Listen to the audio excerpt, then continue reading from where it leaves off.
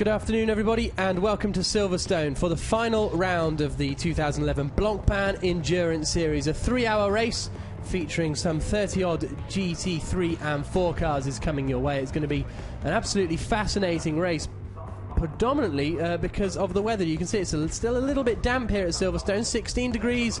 The track temperature means the drivers are going to struggle to get their tyres up to temperature, I would imagine. And we've got a few championships to be settled today. Who will be the inaugural winners in the various different classes we have? There you can see some of the fans that are here to see the Blancpain Endurance Series this weekend. It really is a fantastic sight to see these cars around this Silverstone circuit. Because of delays in the earlier races today, the formation lap is going to be getting underway at about 25 past 12 local time, so about 25 minutes time we will have the racing get underway. As I say, 3 hours of it, and it's really been a fantastic season in the Blancpain Endurance Series. We started off at Monza. We've had 3-hour races at Monza, Navarra and Magny-Cours, of course, all centred around the total 24 hours of Spa, which was earlier in the season, which was won by Greg Franke, along with his teammates that day, Matthias Ekstrom and Timo Scheider.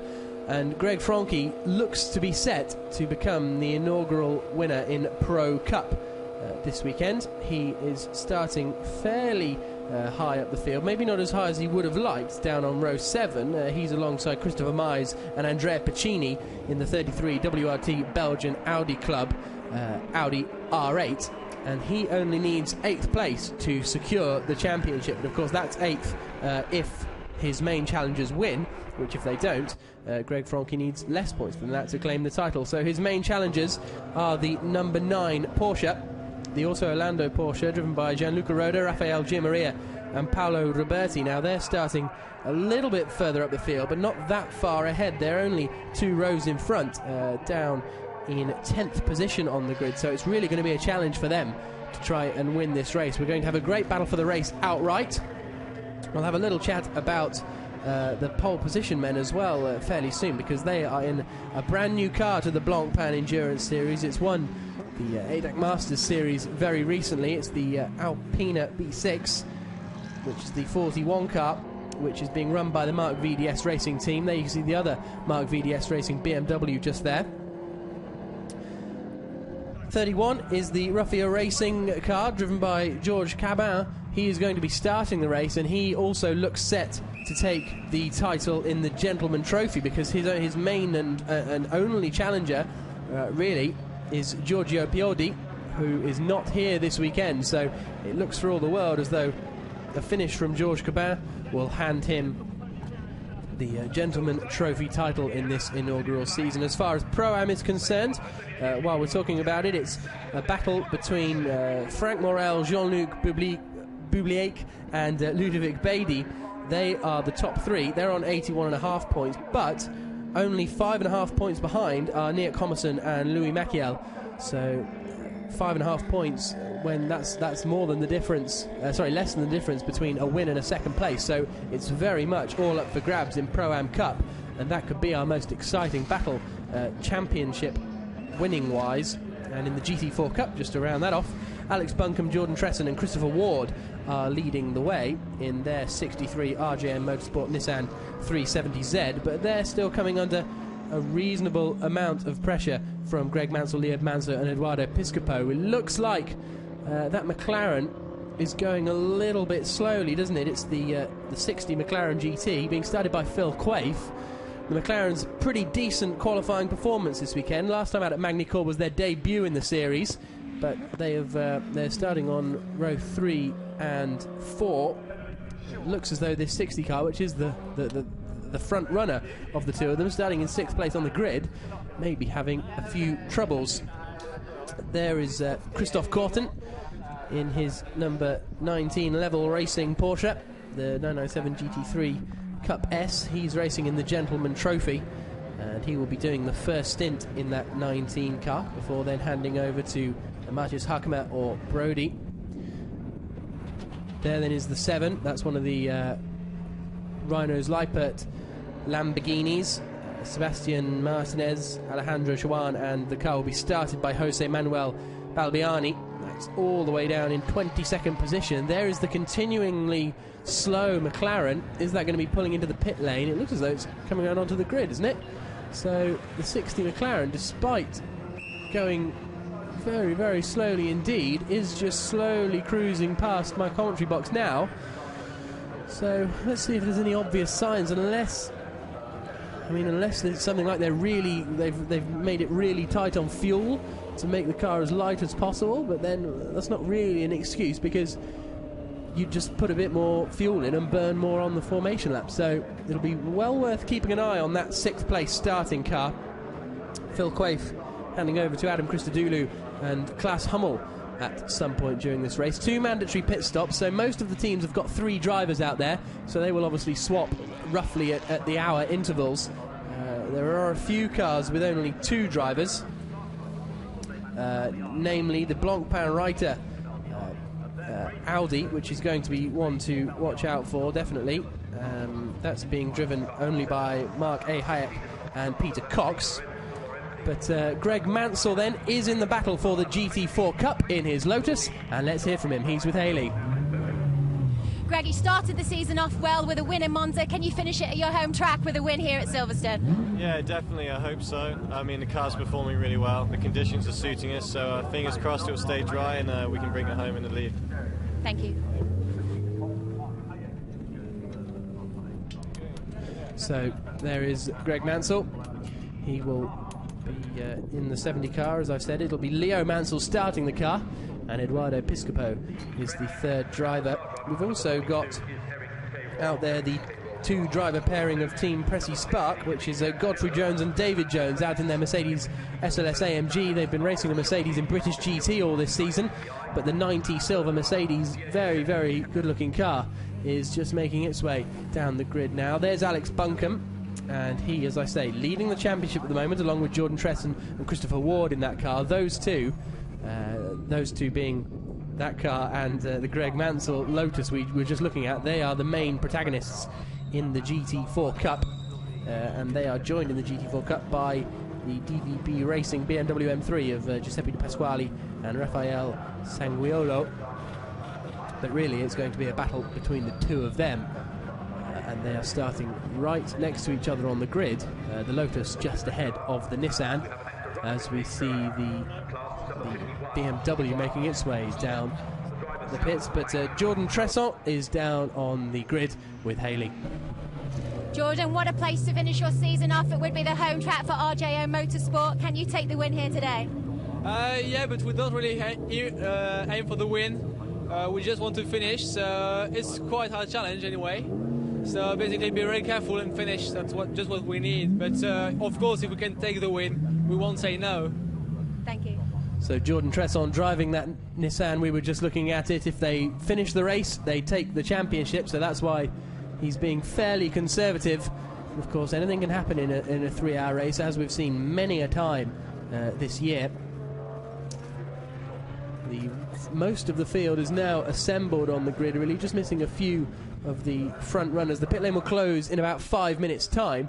We've seen a couple of the cars, notably the Hexus Aston Martins, lapping and then coming back into the pit lane to do a subsequent installation lap. As we see one of the Ferraris just making its way ever so gently down the pit lane. That is the Vita for One car, started by Philippe Salaquada, who had a very, very strong race in Magny Court. And they didn't take the win in the end, but Philippe Salaquada had an excellent start and was involved in a great 3-way tussle for the lead, which really was very entertaining for the first hour or so of the race. They still held on to pick up a solid result, though, so good work from them. As we look inside the cockpit of one of these GT cars, there is the Hexus Aston Martin I was talking about, the Jan Claret started machine. He'll be handing over to Henri Moser and Fred Makovicky. He's done a couple of installation laps already in that Hexus, so hopefully everything's all okay. It doesn't look like there's too much drama around that number 60 McLaren, just looking out of the commentary box window. No one looks too worried about it, so maybe it was just a very slow formation lap that they took. Very, very busy grid here for the Blancpain Endurance Series. And it's the final round of the season. There is Georges Cabin, and surely he is going to be collecting the gentleman trophy at the end of this race. He doesn't even need to finish really with Giorgio Piodi behind him, but I think Matthias Harkema and Brody could still just about clinch the title, so it is still important for Georges Cabin to finish the race if Harkema and Brody are running strongly. And there's only 3 runners in the Gentleman's Trophy as well, so getting to the end of the race will be absolutely key for Georges Cabin in his ruffian racing Lamborghini Gallardo. So Georges Cabin, as we've been saying, is looking very, very good for winning the Gentleman Trophy, and Haley's talking to him. I am very, very happy. Okay.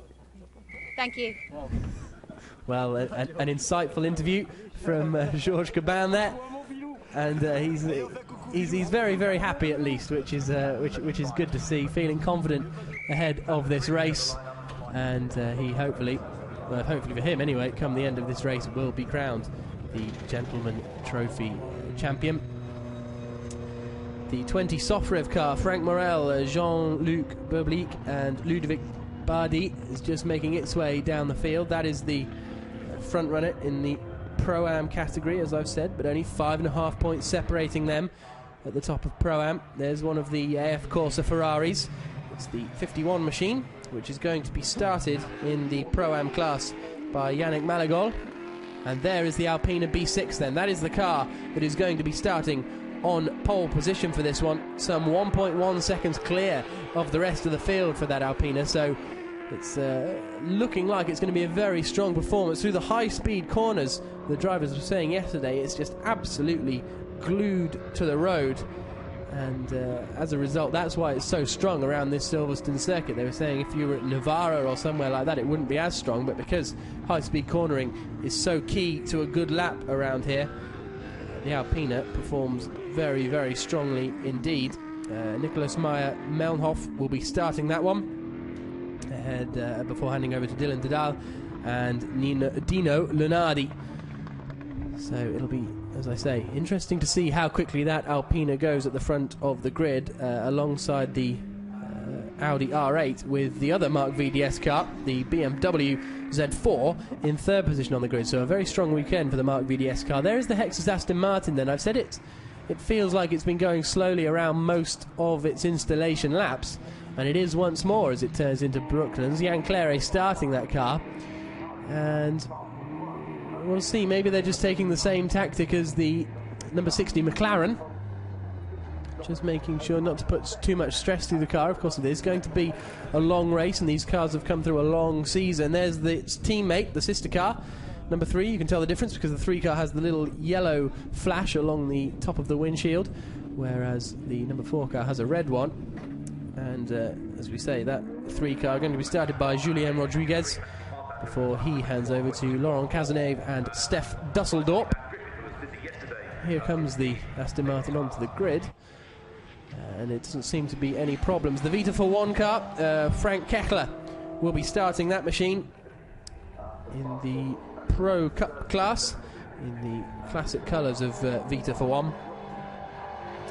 And they're not really in the championship hunt, but they have done a very good qualifying. Starting 5th position on the grid is Frank Kechler, handing over to Nico Verdonk and Matteo Bobby later on in the race. So he's got quite a crowd to get through on the grid now, because the majority of the drivers are there.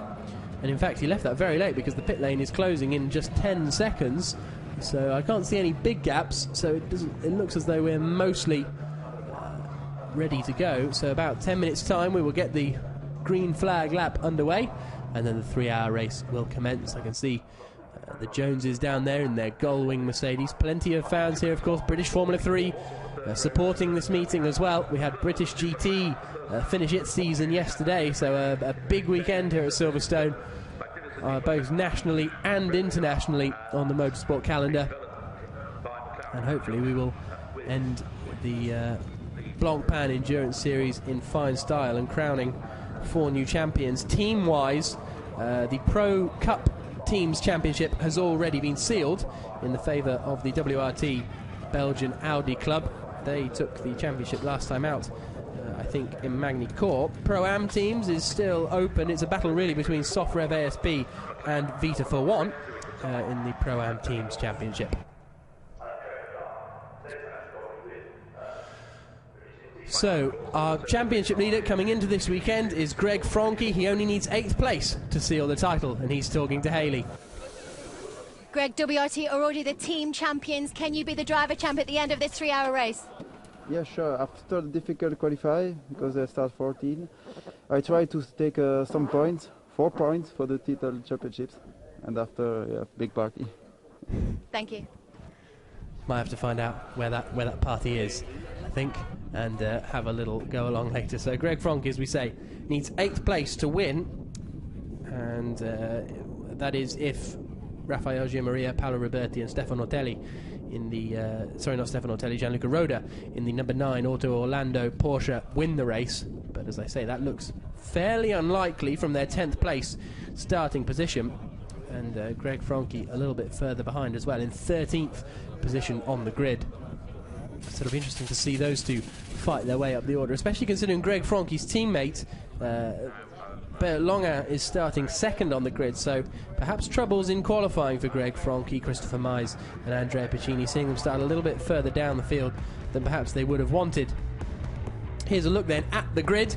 It's Maya Melnoff on pole position in the Alpina B6, Longan alongside him. Bas Leinders will be starting the BMW Z4 with Chiotri in 4th position. Kekla and Christodoulou make up row 3 of the grid. Hopefully Christodoulou's car will be okay. I think it will be Phil Quaife starting that machine though.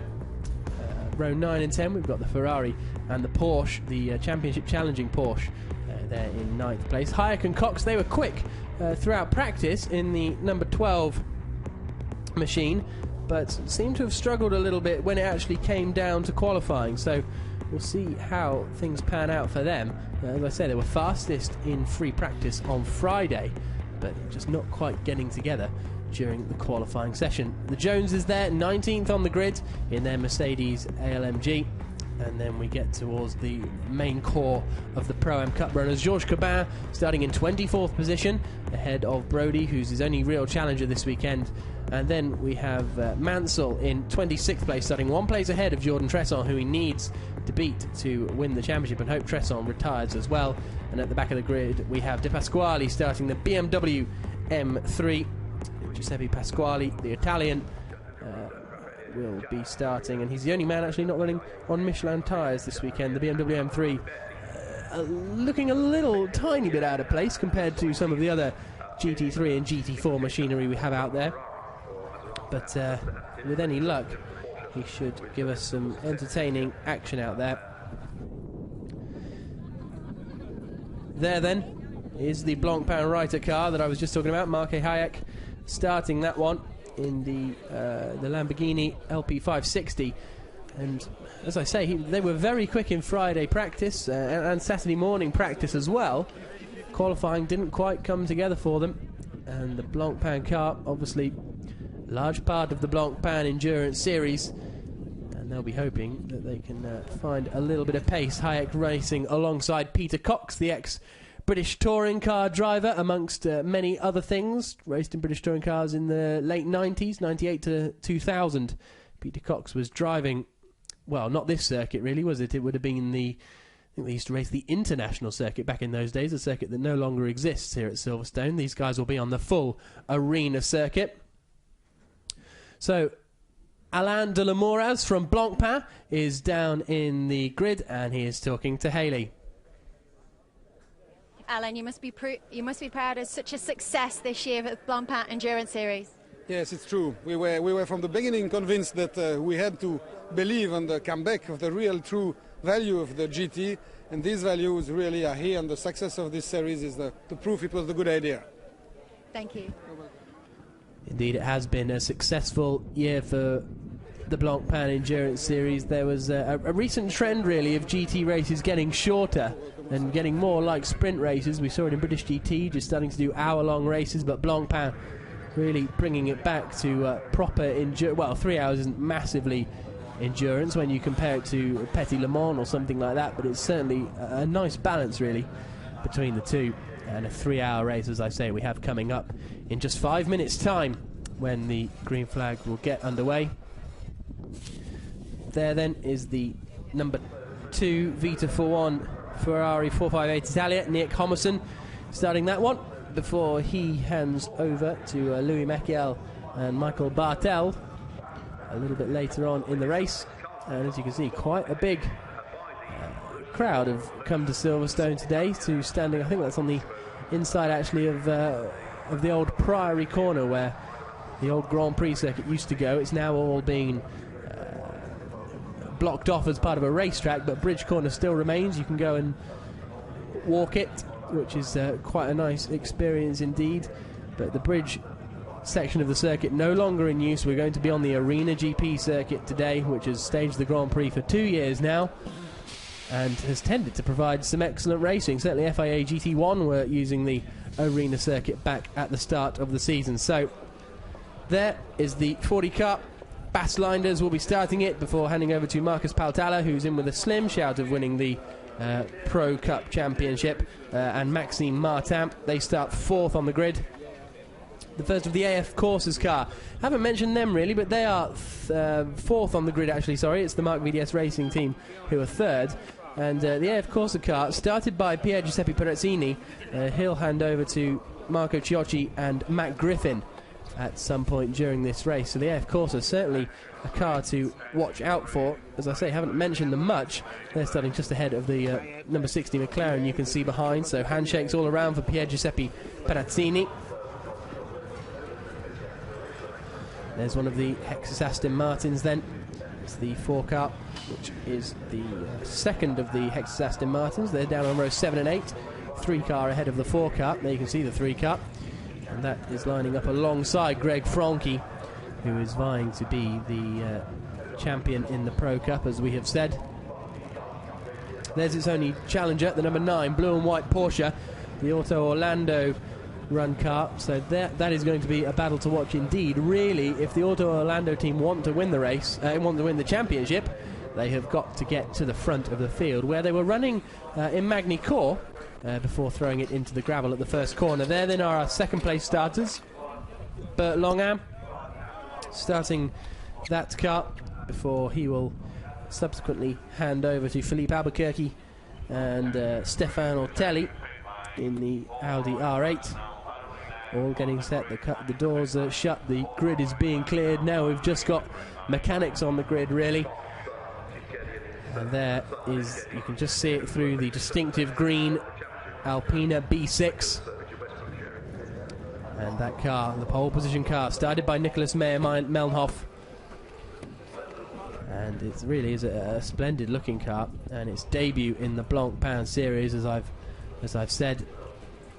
It's a little bit late for any of these drivers to really challenge for the Pro Cup, being it's the debut for the car, but it's certainly going to end the season on a high. And all sorts of experimentation going on, of course, with the announcement that next year's World GT Championship will be under slightly different regulations. I think the GT1 and GT3 separation, as it is this year, will be slightly adjusted. So there's plenty of experimentation going on in the cars to see how quickly we can get the GT3 cars to go. Also out there, it's worth pointing out, is a JR Motorsports Nissan in the hands of local man Richard Westbrook, as well as Peter Dunbrack and Nicky Katzberg. It will be Richard Westbrook starting that car down in 14th position on the grid. So the grid is almost cleared, and the final round of the 2011 Blancpain Endurance Series will get underway. It'll be a 3-hour race around this Silverstone Arena circuit, and can Greg Franke win the title?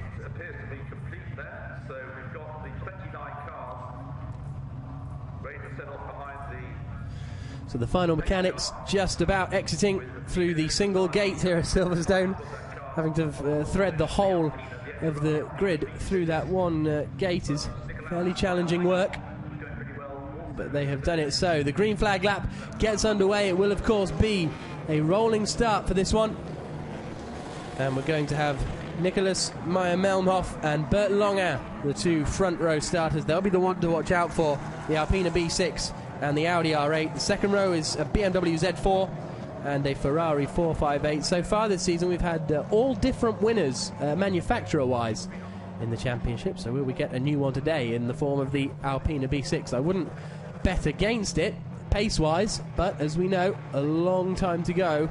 Hopefully this circuit is quite wide, this Silverstone circuit, so lappery shouldn't be as much of an issue as it was, for example, at Magny-Cours last time out. Some of the tight and twisty sections in the middle of Magny-Cours, which is a circuit that really folds back in on itself a few times, a bit like a kart track in a warehouse. You know, it just folds back in on itself all the time. It's therefore made for some tight racing when it came to overtaking. You can see the grid going along the bottom of the screen. It looks as though the 60 car has got going then. The McLaren, there were some concerns. The car that I think is being started by Phil Quaife. He will be leading the way in that McLaren, with the other one right behind it. An impressive performance from the McLarens. As I say, they were about mid-pack really in Magny-Cours. Nothing particularly disastrous for them, but certainly not as strong as they are performing this weekend at Silverstone. The highest finishing McLaren actually, I'm not even sure they got to the end actually now thinking about it. The McLaren GT classified in 31st place, with the other McLaren in 34th position. So yeah, I think they retired fairly early on, the two McLarens, so they'll be hoping to get to the end of the race in this one. There is the back of the field, the 100 car, the DVB Racing BMW M3, being started by Giuseppe De Pasquale before heading over to Rafael Sanguiolo.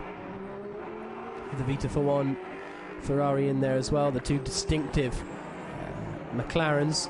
It's the orange or the deeper red wingtips on the 59 car of Alvaro Parente that really tell the difference. And there is Alvaro Parente, the former GP2 driver, just getting some heat into the tyres. It's not as crucial to get heat into the tyres in these GT races rolling starts, because you're not going to have sitting stationary on the grid and letting everything cool back down, which is good news for them.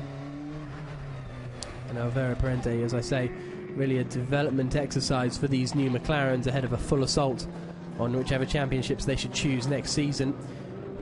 Out of the loop they come. This is where we're going to see a lot of action this afternoon, I would predict.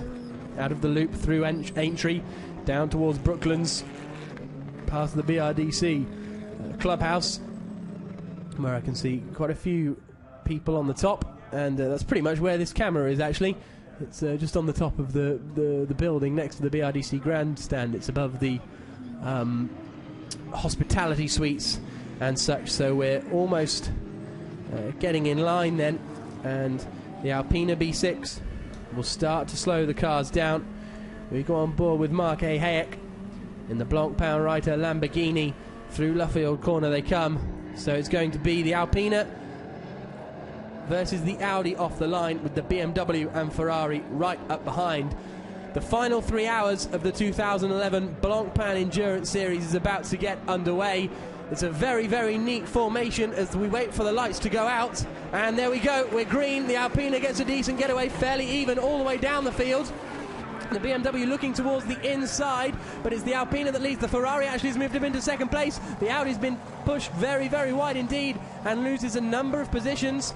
All through Copse Corner safely though, which is good to see. And the McLaren has made a good start as well, actually, up into fourth place then.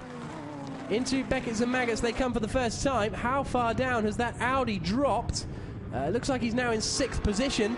The Ferrari, as I say, made an excellent start. The AF Corsa car, Pier Giuseppe Perazzini, has moved up and is immediately becoming a bit of a moving roadblock on the run down. He's in second place. They all start to fan out. It's almost three abreast behind. The McLaren looking to the outside, the BMW looking to the inside. And has Bas Linders made that move stick? Yes, he has in the 40 car. And around the outside goes the attempts to go the 60 car of Phil Quaife, but he doesn't quite make it around the outside, I don't think, as we go on board with the other McLaren down into Vale. Up the inside, he sends one, trying to get past the front row Audi as well. Isn't quite able to do it. Around the outside at Club Corner, it's been a wet morning really here at Silverstone, so it's very wet offline. If any of these cars get onto the grass, they're going to be heading straight towards the barriers, I'm afraid, because there's not going to be much traction out there at all. There's the Auto Orlando car. There is the first of the Hexis Astons, I think. Jan Clare getting a decent start in the number 4. But that Alpina is massively pulling away. So we've got a Mark VDS Racing 1-2 up at the front. Here's the Auto Orlando Porsche trying to make it past the number 2 Ferrari. And I think he's just about going to squeeze his way past Nick Homerson there. So we go on board once again with the McLaren, on board with Alvaro Parente. We were on board with him during the formation lap as he comes under the bridge down into Brooklands for the first time. And already then the Alpina is getting away out front. Then it's Bas Linders in second. Great start from Phil Quaife to move up into third position. There's the first of the Hexis Aston Martins, as we've said. He's tucked right in towards the lower reaches of the top 10. Across the line they come then.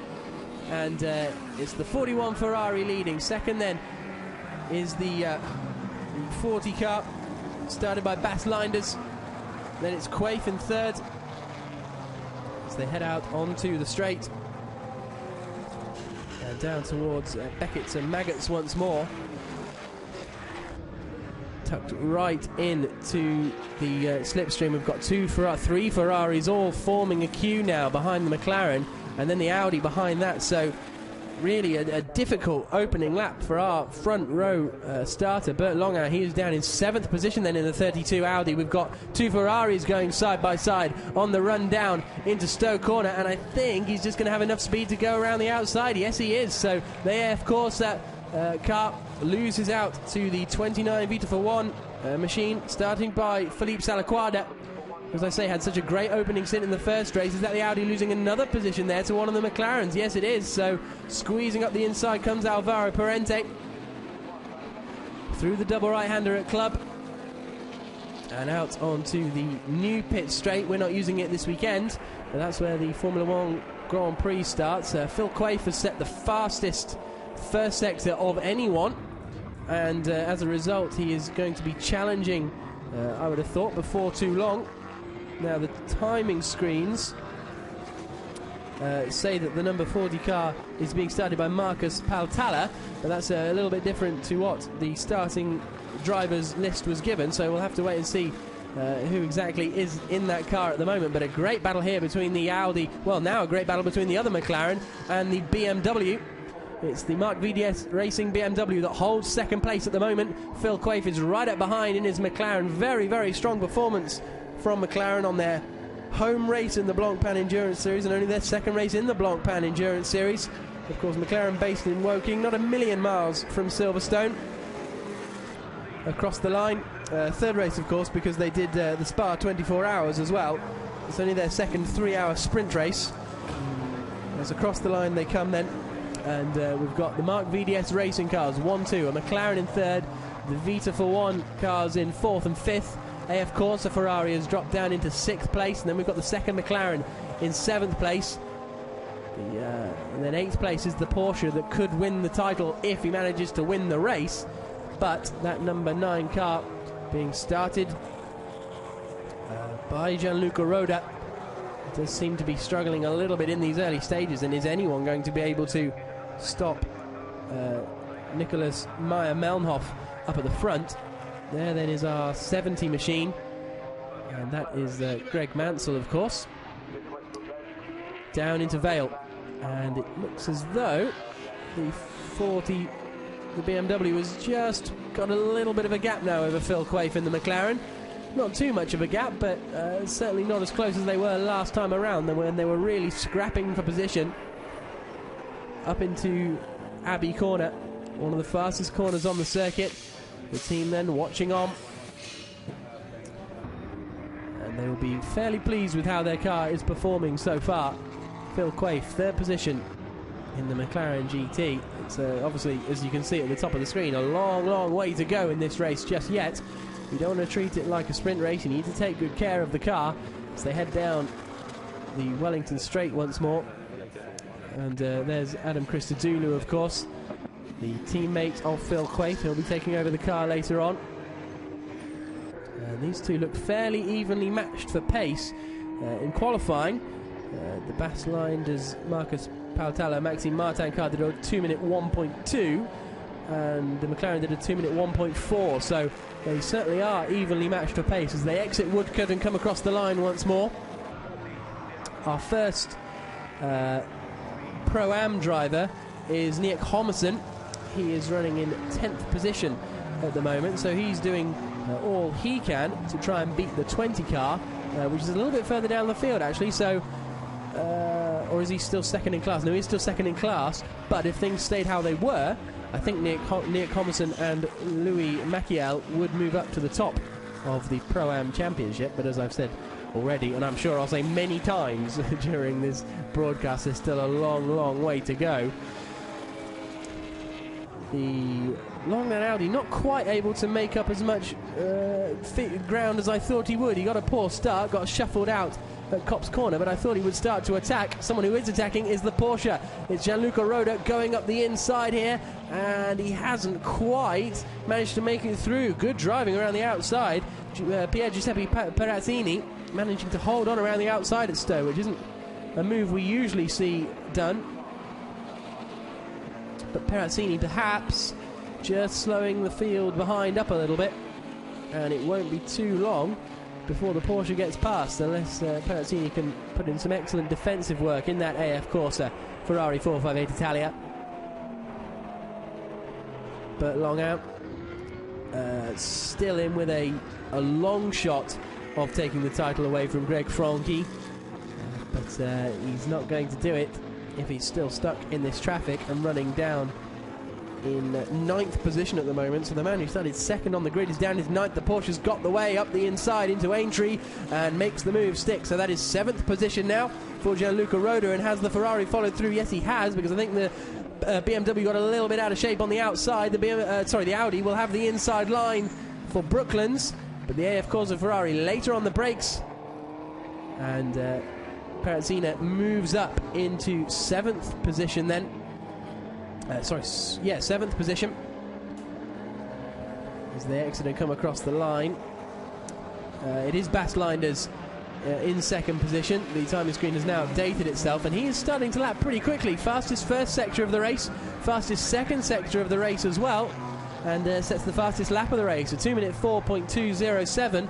The gap at the front only 1.4 seconds at the moment, so Basslinders beginning to come into play. As you can see, now that the number 9 Porsche of Gianluca Roda has managed to get past the Audi, the Ferrari of Perazzini, he's already managed to pull away quite a big margin. So I imagine the Audi is going to try and follow through as they come down the Hangar Straight. Used to be the biggest straight here at Silverstone, the main straight worth talking about, but of course now we've got the Wellington Straight and the run up towards the Village Hairpin, so a little bit less iconic, the Hangar Straight these days.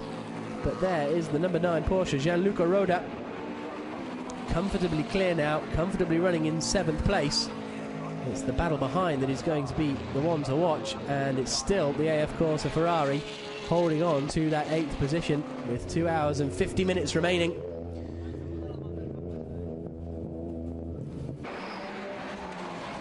Into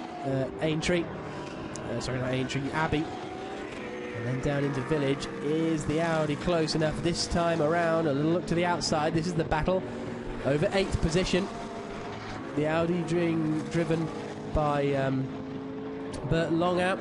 And tries to get up the inside. The back end steps out a little bit, and that's going to cost him. The Vita for 1 Ferrari sliding up the inside, and Nick Homerson moves up a place. It doesn't really matter for him because Pro-Am is all he really cares about, but finishing as high up the order as possible would be good to see. And that's 3 places lost for the Audi, so just that tiny bit of sideways, 2 in the end, because he manages to defend against the Hexus Aston Martin through the Luffield corner, and on the exit they come, and there's some of the fans video recording the action out through Woodcote corner. So the Audi losing a lot of positions just there, just from getting a little bit sideways on the exit of the loop, and he's now coming under pressure from Jan Clare and the number 4 Hexus Aston Martin. Into Beckett's, and Maggots, and then down the hanger straight. Still, the top three keeping each other at bay. Now we've got nearly got anyway a battle into Stowe Corner. This is the 29 Salaquada car, and Frank Keckler behind. Two Vita for One machines, both of them running in the Pro Cup. So this is a true battle for position. Into the double right-hander at Club Corner.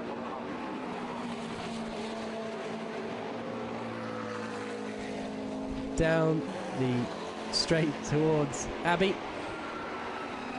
And so it's just Philippe Salaquada ahead of Frank Keckler.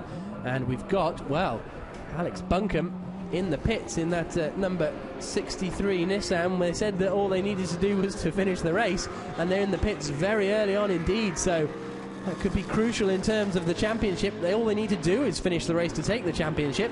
But only 13 minutes into this race, they've started to, not even that, 12 and a half minutes into this race, they've run into problems already. No problems at the moment for the Alpina B6 then out the front. The Mark VDS Racing Team run car. Is he starting to lose the gap? He is a tiny bit. The gap now is only 1.5 seconds, whereas it was 1.8 initially. But he can probably relax with his teammate behind. He probably knows exactly how fast that BMW Z4 is capable of going, and it's worth just keeping the car in good nick.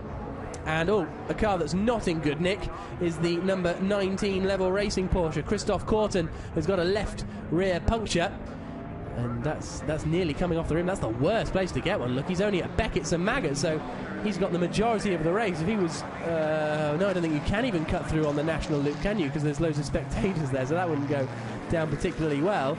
And that doesn't... There's no other damage on the car, so it looks like that's just a natural puncture, if there is such a thing. And by that I mean he hasn't collided with any other cars. That's going to take him a long, long time to get back round to the pits as slowly as possible. And the left rear will be smoking its way down the pit straight, and also possibly coming off the rim by the time they get to the end of the race. End of the lap, I should say. Julian Rodriguez then, right up behind the AMG of David and Godfrey Jones. David starting it. Lights are flashing as they come into Stowe Corner. And then just behind is the Audi. And is David Jones going to be coming under a bit of pressure now as they drop down the hill? It's Jan Claret right up behind him. There's the Blancpain Reiter Lamborghini, currently running in a 13th place with Mark A. Hayek behind the wheel. So 13th place overall, but third in Pro-Am as we go on board into the very quick right-hander.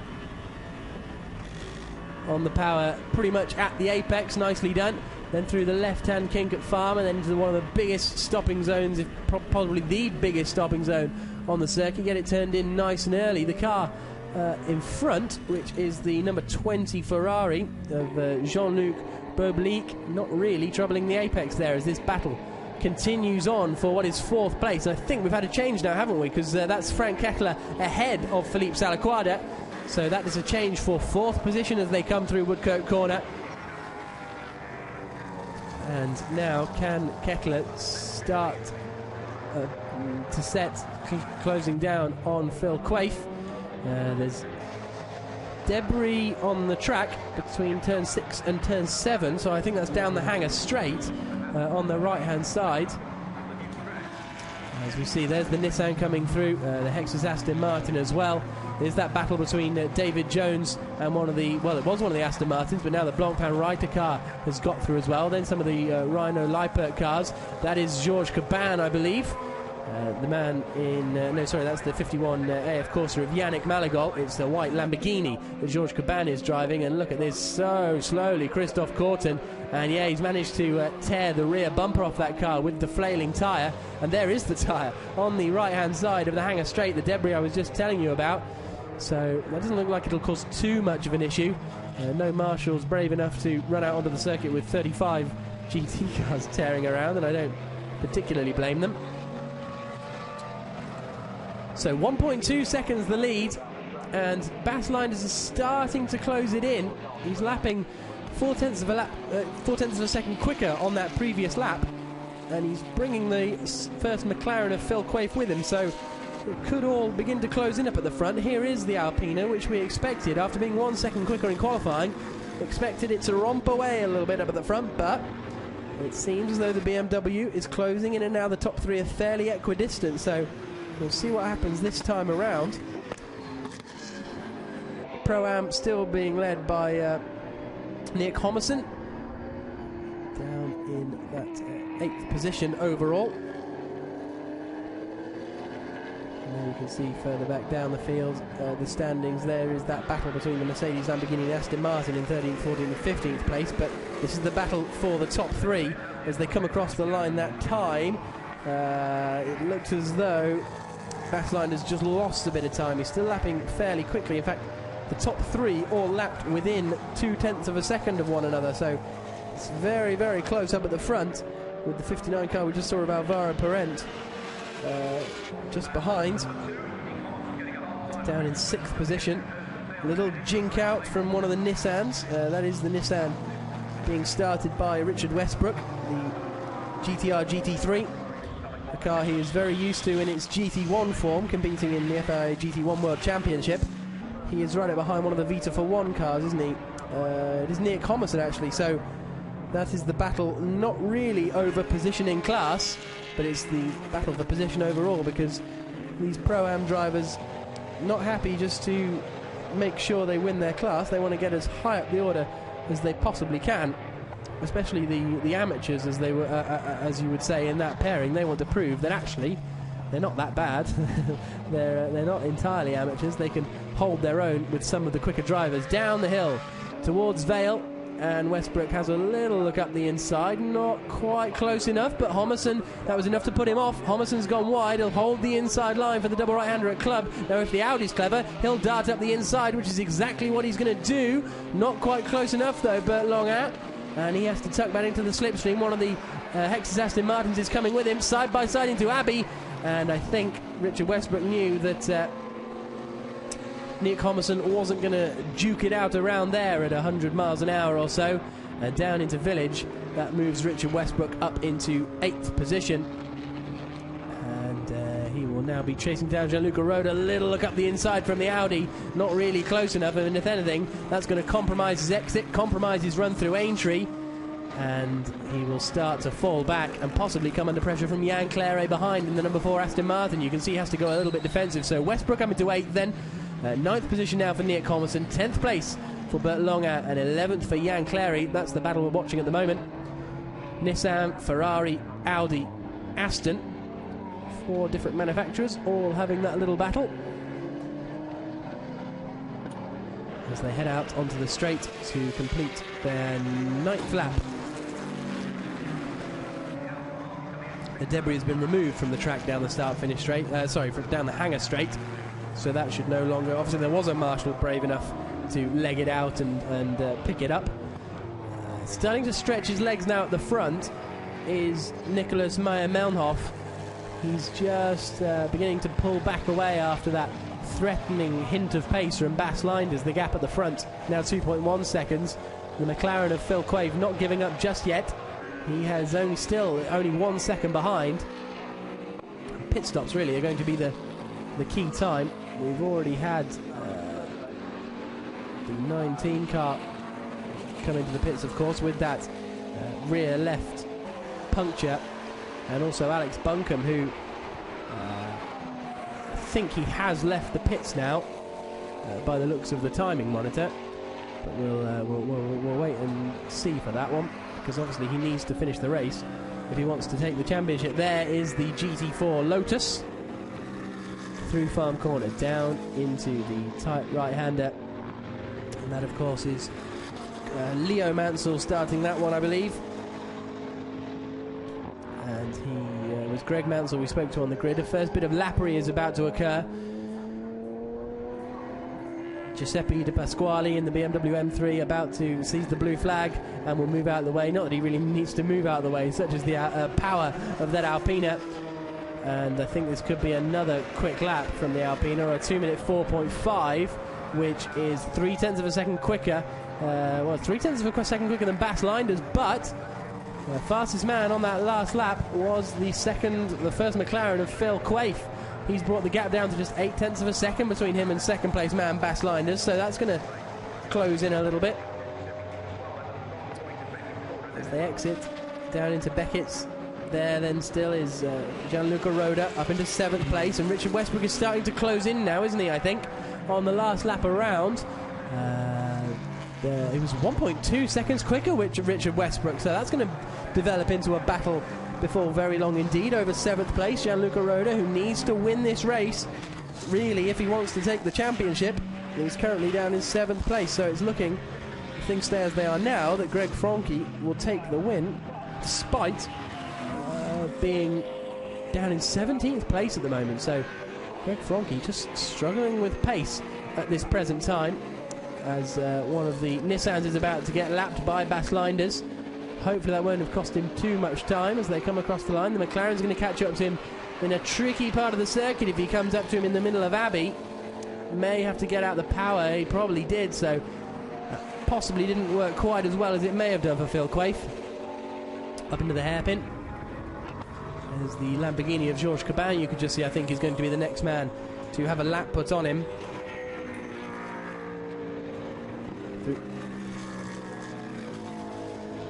So, there is the 3rd place McLaren of Phil Quaife. Another McLaren driver is Danny Watts, and the McLarens are performing strongly.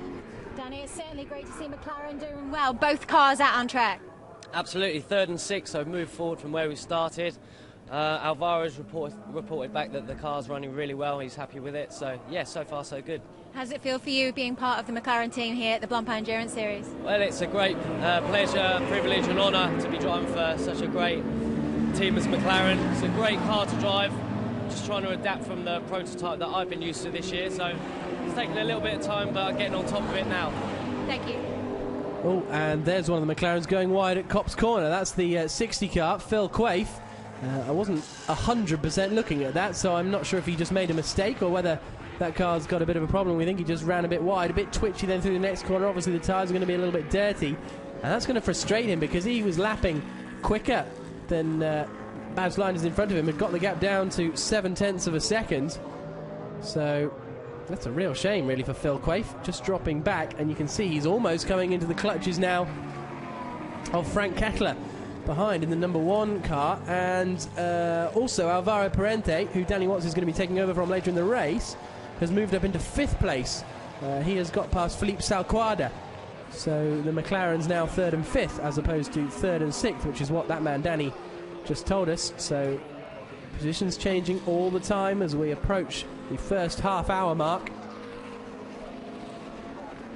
There is Alvaro Parente, and you can see Philippe Salquada quite a way behind now actually, so I wonder if that was a mistake from Salquada on that previous lap.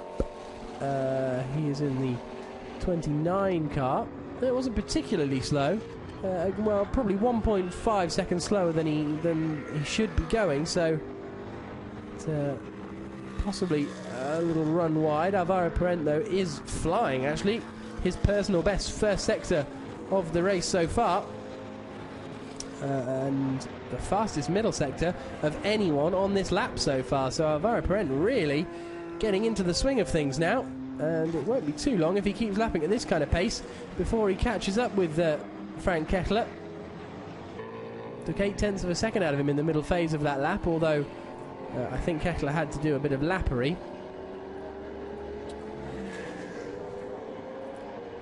As there comes the Ferrari trying to find the way past the Lamborghini, I think, of Georges Cabin. Yes, it is.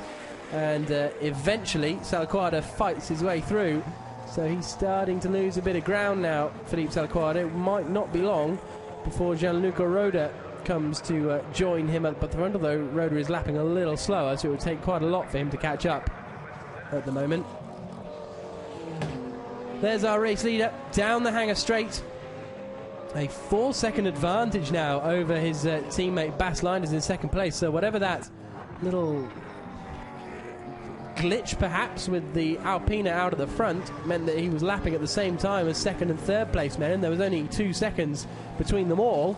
all of a sudden it seems to have found a bit of pace again and has now pulled a 4-second gap as Alvaro Perez, as we suspected, sets his fastest lap of the race so far, and then subsequently, and the fastest lap of anyone on that last lap, and then subsequently goes quickest in Sector 1 again. So he really is getting the hammer down now, to use a well-worn cliche, as Phil Quaife begins, I think, to get reeled in by Frank Heckler. On that last lap, Phil Quaife was some 3 seconds slower than his personal best. So I wonder if there is a little problem with Phil Quaife's car, unless he's just starting to overdrive or something like that. We saw him go wide at Copse Corner. It looked like a mistake, but the car that appeared to be very slow going to the grid now appears to be lapping fairly slowly. You can see how quickly Frank Heckler has closed in the gap. Sector 1 times were fine for Quaife. He lost half a second in the middle sector to Frank Heckler behind. So that could certainly be something worth finding out about. As it goes very, very wide on the exit of Luffield. And across the line they come. Well, he had a 1.2 second advantage as they came across the line last time. It's going to be less than that now. It's he's getting a little bit back into the swing of things, actually, at 2 minute 5.1. The gap is down to just 0.8 of a second. So I imagine it was maybe just another mistake from the McLaren. So we'll see. It'll be worth keeping an eye on. Georges Cabin on his way to the Gentleman Trophy if he finishes the race. As we saw on the grid, very, very happy. As there is our 8th place, number 9 car, Gianluca Roda. Still needing to be a lot further up the order if he wants to wrestle the Pro Cup away from Greg Franke, who currently isn't in for scoring very strongly at all, down in 18th position, 17th position I should say. But he's lucky in that the number 9 Porsche and the number 32 car is only real contenders, apart from Marcus Pautala, which may be worth pointing out, because Pautala will be in 2nd place at the present time. If he finishes 2nd and Franke scores none, that will give him 18 points, which won't quite give him the title. So if the Baslinders Marcus Pautala number 40 car can win and Greg Franke doesn't finish in the points in the 33 Audi, then that will be a change. So number 3 car in, Julian Rodriguez, and it's quite early, I would have thought. I was expecting to see them come in at about the hour mark, but some fresh rubber going on. And yeah, they have got 3 drivers, so surely there will be a driver change. As into Luffield corner comes Phil Quaife. What's his lap times like now? He was 0.6 of a second slower on that last lap. So no driver change, just a tyre change for that Aston. So there must have been some problem with the tyres, maybe a slow puncture the team spotted on the telemetry, something along those lines, as we hit the half-hour mark in this race. Rodriguez down into 19th place. There's Georges Cabin. Now, what's he doing? That looks like he's just had a spin, doesn't it, in his recovering. So the guy who only needs to finish to seal the Gentleman Trophy, and really could probably get away with not finishing as well, such as his advantage up at the front. We'll see what happened with him. It looked like just a spin and a recovery as he exits through Woodcote Corner. So Hexis were down in the pit lane then we just saw. The number 3 car, no driver change, just a change of tyres. As into Copse Corner then comes a nice little battle. That's the Rhino's Lippert car. So there is the Hexis car that has already made a pit stop, but no driver change. Haley's down in the pits. Let's find out what happened. Philly, what was the reason behind the early pit stop? I think we're just a driver mistake, but we'll see. We'll see what happened during the race. It's quite long, and we continue to do our best. Last race with the old Aston Ibera S9, and we will see. It's racing. And what was the mistake that he made? Yeah, he put a flat pot on the tires, on the front tires. So it's not possible to continue, so we need to change the tires. Thank you. So flat spotting, obviously, when you lock up and create a bit of a flat spot, which then every time you brake, it picks up that point again. You probably have heard this explanation a million times, but that's what they mean when they say flat spotting. Car 63 must respect the track limits down at Stowe Corner. That's a message we've seen many, many a time, and that is Alex Buncombe in the Nissan. So that is going to be interesting to see. The Nissan obviously back out, which is good news because it pitted earlier on with a little bit of a problem, but they only need to finish to take the title. And this battle over third place is now very, very close indeed, isn't it? Phil Quaife just ahead of Frank Keckler. Into the right-hander they come. And then down the hanger straight. And is Keckler going to be close enough to pick up a bit of a toe? Bit of bodywork just kicked up there.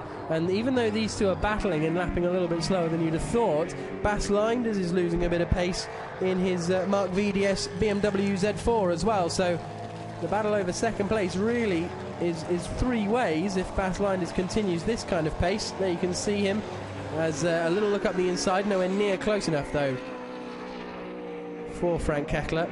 Just a little show of the nose to try and put Phil Quaife off, who it looks as though it was just driver mistakes on those two laps that lost him all that time. Possibly that one mistake at Copse just getting him a little bit rattled. So there's our second place man, Bas Linders, and you'll see in the back of the shot coming through there is the third and fourth place men, so it is very close indeed. Richard Westbrook sets his personal best lap of the race on that last lap. Has he closed the gap to Felipe Salaquada? No, he hasn't. It's still fairly substantial actually, some 24 seconds between the two of them. There's Max Martin and Laurence, the team manager of Mark VDS Racing, and they are watching on. So into Luffield Corner they come, and it's second place for the BMW Z4 behind the BMW Alpina, and it's looking like a very, very good afternoon for the Mark VDS Racing team. The Belgians very pleased with their progress today, I have no doubt. Still, as I've said, a long way to go. Frank Keckler, now he's behind Phil Quaife, is starting to lap at a similar pace. In fact, that last lap he was a couple of tenths slower, so the gap expands again to just 0.6 of a second, so nothing massive by any stretch of the imagination. Into Maggots and Beckett's, and then out through Chapel.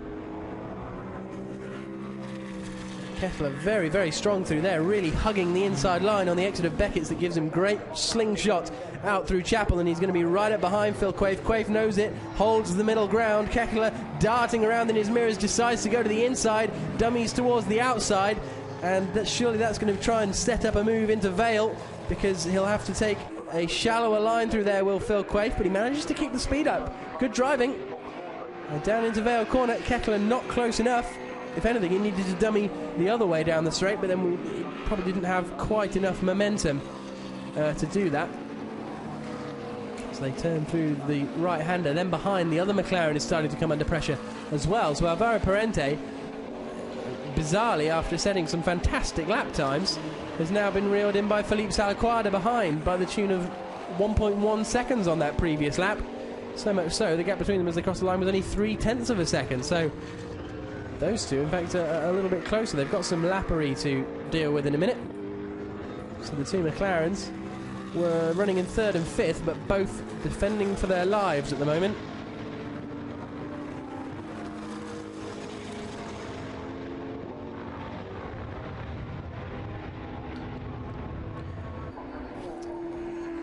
Mark Hayek setting his fastest first sector of the race so far, as does the 20 Ferrari behind him, which is Jean-Luc Bobelic. And the pit boards P1 for the Alpina, a 5.4 second advantage as the battle for third and fourth comes past. That looks fairly close. Felipe Salaquada's just dropped off the back a little bit of Alvaro Parente behind him. And so we've got about 20 minutes really before pit stops start getting underway and the order starts really shaking up. And look at this, look how close the Ferrari gets, look how strong it is through this right-hander at Beckett's, much more over the inside curb, and then slings it out a lot wider as well through Chapel Corner, and that's how he gets such a good long run onto the straight. Not much slipstreaming in GT cars compared to single-seaters, but there's still a noticeable effect. Into the right-hander at Stowe, and Quaife and Kettler fairly quick through the first speed trap. Bastline is very slow through that first speed trap, actually. He was 10 kilometres an hour slower than everyone else. And Frank Kettler is reported to have a loose under tray, we're being told, so we'll have a little keep an eye on that one. That's not going to do his downforce any good at all. The underside of the car not key for downforce in GT cars, but it certainly makes an effect. A black and white flag this time for the 63 car, Alex Buncombe again, not respecting track limits, so he really needs to behave or he'll end up with a drive-through penalty or something like that. There's Dodal having a look on. He is going to be taking over later on in this race from our leading Alpina, which you can see just threading its way through the traffic past the Leo Mansell Lotus now, past the Level Racing car, I imagine still driven by Christoph Corton, because it was very early in the race that he got that puncture, so he would have probably said, no, I want to stay in, I want to get my racing time out of this. So they come across the line once more. 18 laps completed now by our race leader. And what is the gap like? It's gone up to 1.8 seconds between second and third, but only half a second between third and fourth, and 0.3 of a second. There you can see the under tray just dangling down. It's flapping around, so it doesn't look like it's a serious safety issue or anything like that. Particularly, not that I know much about engineering or these kind of things, but to me it doesn't look too bad. Now, is the Lotus going to get in the way here of the McLaren? Perhaps a little bit as they head out onto the hangar straight. Phil Quaife looked like he managed to keep fairly decent momentum though. And look at the two orange McLarens, both about to be attacked on the run down into Stowe Corner. Little look up the inside, not close enough again from Frank Kettler. One of the Porsches now is about to get involved in the action. Hopefully he'll move to the inside. He does. Well, he comes out late on the brakes on the outside, and Kettler sees his chance and goes through. So a last-minute look, and there's nothing Phil Quaife can do on the inside at Club. So great opportunistic driving from Frank Kettler, got himself in a good position through Stowe, saw the gap, and went for it as they tried to lap the number 19 Level Racing Porsche. So Frank Kettler up into third position now in the number 1 Vita 4-1 Ferrari 458 Italia. These two have been lapping very, very closely, as we've seen, pace-wise. So I wouldn't be surprised if Phil Quaife begins to mount an attack. Through the loop, through Aintree. There is the 63 car of Alex Buncombe. Another black and white flag being shown to him. And hopefully he will have been told that he needs to stop that sooner rather than later, because otherwise he's going to be in quite a bit of trouble. Into Brooklands then comes our new third place man, Frank Kettler, ahead of Phil Quaife. And there's the second Ferrari McLaren battle. Like Formula 1 days of old around here, isn't it? Ferraris and McLarens duking it out. Not for the wins though. BMW out in front. And it's now a 2.8 second advantage for the Mark VDS BMW Z4, being piloted at the moment by Bas Linders. It's Alvaro Parente in 5th, then Philippe Salaquada in 6th, 7th for Richard Westbrook, 8th for Gianluca Roda. Nick Homerson is in 9th and leading Pro-Am, and Bert Longer is in 10th. Second in Pro-Am is the 90 car now, which is the David Jones car, so that's a good work from them. With Jan Clary in 12th, and third in class is Mark Hayek. Here again comes the attack from a different Ferrari, this time on a different McLaren. This is Philippe Salaquada trying to make his way past Alvaro Parente. Down the hill towards Vale. Not close enough. A much bigger car, the Ferrari, isn't it, than the little McLaren. both built to GT3 specifications. Not running too wide over the exit, which is good news. They don't want to get in trouble. Blancpain is in a little bit of trouble. He's just being told he's got to respect the track limits. Look at this, side by side into Beckett's. That's not a good place to go side by side. Fantastic battle. I think this is one of the AF Corsa cars, so it's the as they turn through the right-hander, it's the 20 car, isn't it? Yes, so it's the Sofrev Jean-Luc Boblique machine that's in this battle, and he is doing dueling, I think, with the Sport Garage Ferrari of Eric Carroll, and Carroll looks back up the inside. Is he going to make it through? No, not quite. So good work there from Boblique. Carroll again having a look up the inside into Vale Corner, not quite close enough. This is the scrap in Pro-Am over 5th position in Pro-Am and 16th position overall. Oh, big take of curb there from the inside. That's really going to upset the car of Eric Carroll. And as a result, just drops back a little bit. Side by side into Beckett's was something you don't see very often, or certainly something you don't see very often when they then make it to Chapel. As they come down into the village right-hander.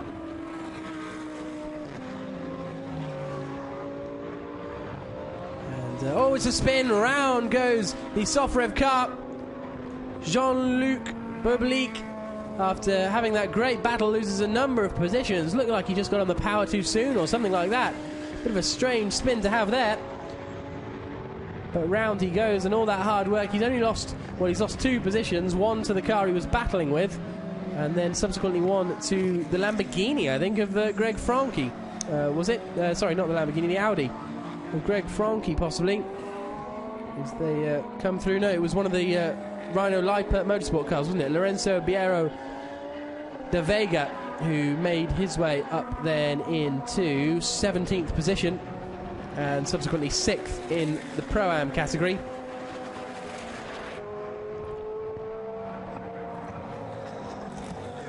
So the Sofrev Autosport Promotion, Jean-Luc Boblique, currently at the top of the Pro-Am Championship, but with Nick Homerson, that could be key actually, because with Nick Homerson leading Pro-Am, and Jean-Luc Boblique spinning his way down into 7th position in Pro-Am, that could well hand the championship to Nick Homerson and Louis Maciel come the end of this race.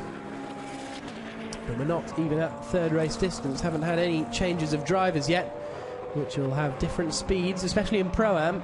Pro, in theory, should all be similar speeds, but Pro-Am, you expect different paces from different drivers. As the Boblique turns to the right hander, here's the replay then. Goes wide in the first one, and then does he get on the power early here, or let's see. Oh, he just drifts out wide. That looked like perhaps too much speed into the left-hander. Lifts off. As soon as you lift off in GT cars, the back end starts to get away from you, and it was a really slow, kind of pathetic-looking spin, unfortunately. So that, as I say, dropped him down to 18th position and 6th, 7th place in Pro-Am. So this is the 33 car of Greg Franke. He is right up behind the number 7 Lamborghini of Jose Manuel Balbiani. He's having a look up the... yeah, he's down in 15th position, which, I mean, if things stay how they are, he's still winning the championship, but it's not exactly how they would have liked to have gone out. Not really going out on a high, is it? Finishing down in 15th place, and we've got a spin for the Golf Racing Lamborghini. Unfortunately, Frédéric Fathier has lost it on the exit of Brooklands. Recovers. He was running down in the mid-20s. Car 35 now, so Richard Westbrook now has to respect the track limits at turn 7 as well. So he will just take a bit of a tighter line through there as this battle continues then. It's still Jose Manuel Balbiani running in 14th position and 4th place in Pro-Am, battling with the 2nd lowest, I think, Pro Cup racer, Greg Franke. So really is a difficult day for Franke at the moment. And look at this, Frank Kettler is right on the back of Bas Linders now for 2nd place. So the gap has really come down. 1.6 seconds on that last lap, the gap came down. And all of a sudden the Ferrari is right up behind the BMW Z4 as they come across the line. And I think they'll be very keen to hold on to these positions as we approach the first pit stop time. Into Copse Corner. And down the little straight before Maggots and Beckett's now. Is Phil Quaife coming with him? No, not really. Phil Quaife about a second behind. This could get a bit tight here, though, because they've got caught up behind Georges Cabin in the Lamborghini, and that is going to compromise Bas Linders. Somehow, he managed to get away with that, though. Frank Keckler not really able to close in as much as I thought he would with Georges Cabin. Nowhere really for Cabin to go in that little section. Keckler looks to the inside, and Keckler moves up into second place, does he? Bas Linders comes across to take the line and hold on to the position. Keckler not willing to get his nose hit off or anything like that. Under braking Vale corner, this is the battle for second position overall. Into the right-hander, no massive championship consequences can come from this little scrap, but it's fantastic to watch. And look at that, Phil Quaife in the McLaren right up there too, so it's now a three-way battle for second position. Into the right-hander at Abbey. Then through the left-hand kick at Farm, and Bas Linders looks like he's just set himself down a little bit. Just got everything back together again.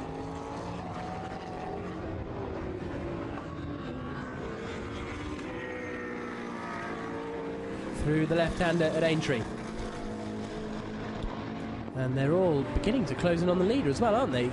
The leader, Nicholas Meyer-Melnhof, did have some 4 seconds up at the front. He's now got 2.4, so whether he's just cruising or whether he's got a problem or whether he's just used too much of his tyres, because of course they will be changing tyres when they change drivers in theory. Out onto the start-finish straight they come then. Here comes the leader, past the commentary box, over what will be the finish line, and then the next three right together. Only 0.3 of a second between all three of them, well 0.6 of a second I should say, between all three of them, as they head towards Maggots and Beckett's. Now this is where Bas Linders got caught out last time around by the slower Georges Cabin, but it looks as though he's got it all sorted this time around. You can see the amount of time that Keckler was able to reel in, 1.6 seconds on lap 21. This is now the 24th lap of this race, and we're approaching at 1/3 distance in about 10 minutes time. Another look to the inside, and that's not really going to help, I don't think, doing that, Frank, because he's somehow able to dart to the inside and still keep decent mid-corner speed, so it's impressive work as Laurence watches on. A little bit nervously perhaps, because they're all lapping quicker. Look at that, the gap came down again, 2.1 seconds now between first and second place, even though they're battling. So there is our top four. 50 minutes into this race, the top four are all within a straight of one another, all in one camera shot, and this could well develop into a fantastic end to the season in the Blancpain Endurance Series. Down into the right-hander at Village, and that is one of the McLarens. It's Alvaro Parente. After such a fantastic drive, he's pulled off. Well, he hasn't even pulled off, he's just stopped at the side of the circuit somewhere, and that's a real shame. We were saying earlier how well the cars were performing, and we were being told by Danny Watts how good the cars were feeling for Alvaro Parente, but unfortunately that is him out of this race, I imagine. Hopefully that car, where is that? That's down at Club. So here come the marshals. That's a fairly safe place, and that is Smokey. That's the 100 M3, isn't it? Giuseppe De Pasquale. Now what is going on there? That's his own oil. That's a massive blow up, isn't it? He needs to stop driving around with that one, I would suggest. Yeah, good boy. And he'll pull off at the side of the road. Hopefully that hasn't left too much oil. Could have driven to a marshal's post there, but well, Parente's got going again, so maybe he just needed a push start. Suddenly, 51 minutes into this race, it's all kicked off, and it sounds like that team was getting ready to pit, and there we've got one of the Nissans in the pits. And is that a bit smoky, Richard Westbrook? It looks to be it. They're taking off the bonnet. There's the BMW M3. So it seems like 51 minutes into this race is the best time to retire, because everyone's doing it. It's clearly the fashion. I can't quite see the Nissan from my commentary box, so I'm not 100% sure what's going on there. Here is the battle for second place, still raging, and they've all caught in on the Alpina. Only 1.3 seconds now between first and second place. Alvaro Parent got a little bit and then has decided to stop again. And, very, very wide there from Frank Ketteler on the exit of Abbey. So these top four all starting to concertina together. I just wonder if they're going to tell Phil Quaife just to ease off a bit, if they know what the reliability problem was with Alvaro Parent's car. So we've got double wave yellows at turn 1, which will, I think, actually be Abbey, won't it? As you can see, 2 cars off there down at the new arena complex. So the marshals there having a bit of a busy time. Look at the Alpina. It's still lapping decently, but for some reason the others have been able to close in substantially now, and so much so Bas Linders is probably within a second of the leading Alpina as they exit Luffield Corner. Are we going to see any pitters this time around? No, we're not.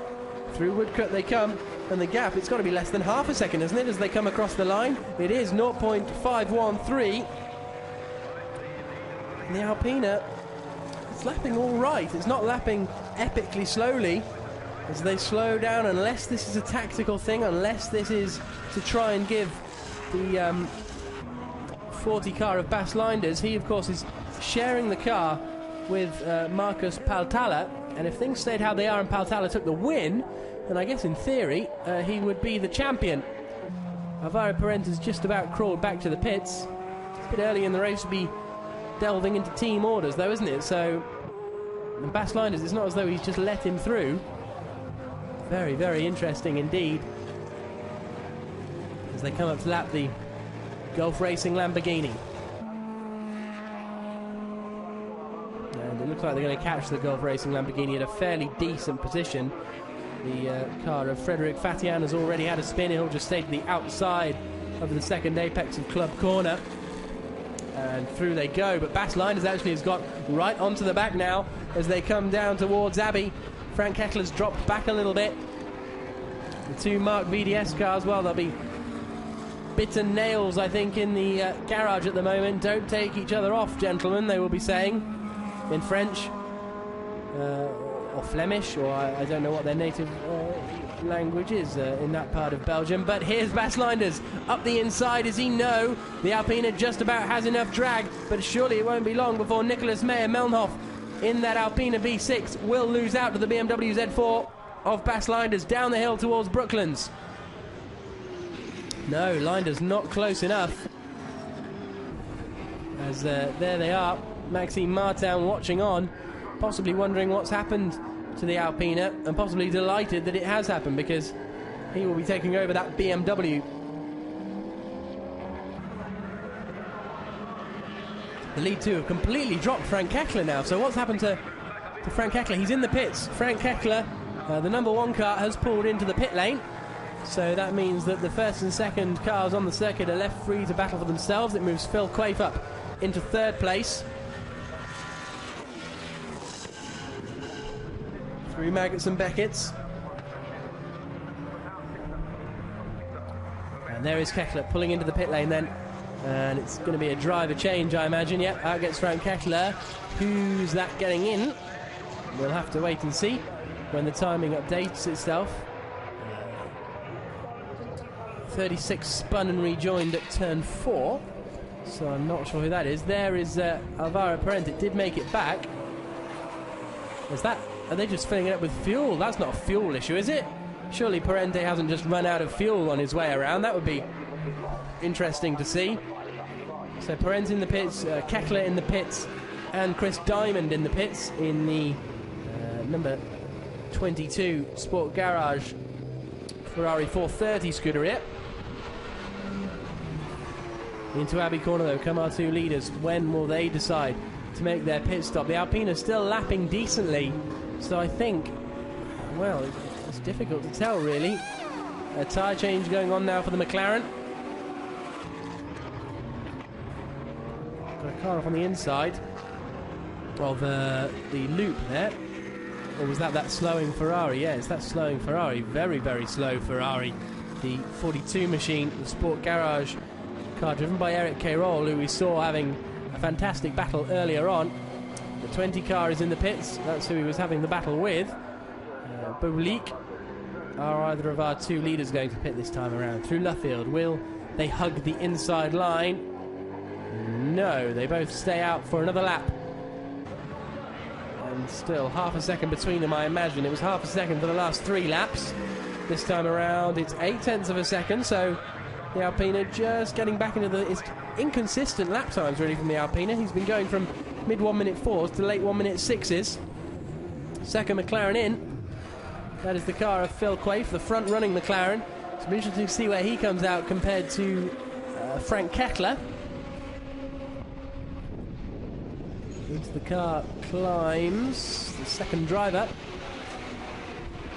It'll be either Adam Christodoulou or Klaas Hummel. Climbing into that McLaren. And all seems to be well as they refuel the car. It's been an impressive performance so far from Phil Quaife, apart from he was right with the leaders, wasn't he? But then he just had a scruffy lap or two. I think that's all it can be put down to. You're not allowed to refuel and change the tyres at the same time in Blancpain, so that's why as soon as the refueling rig came off, they all legged it round to change some tyres.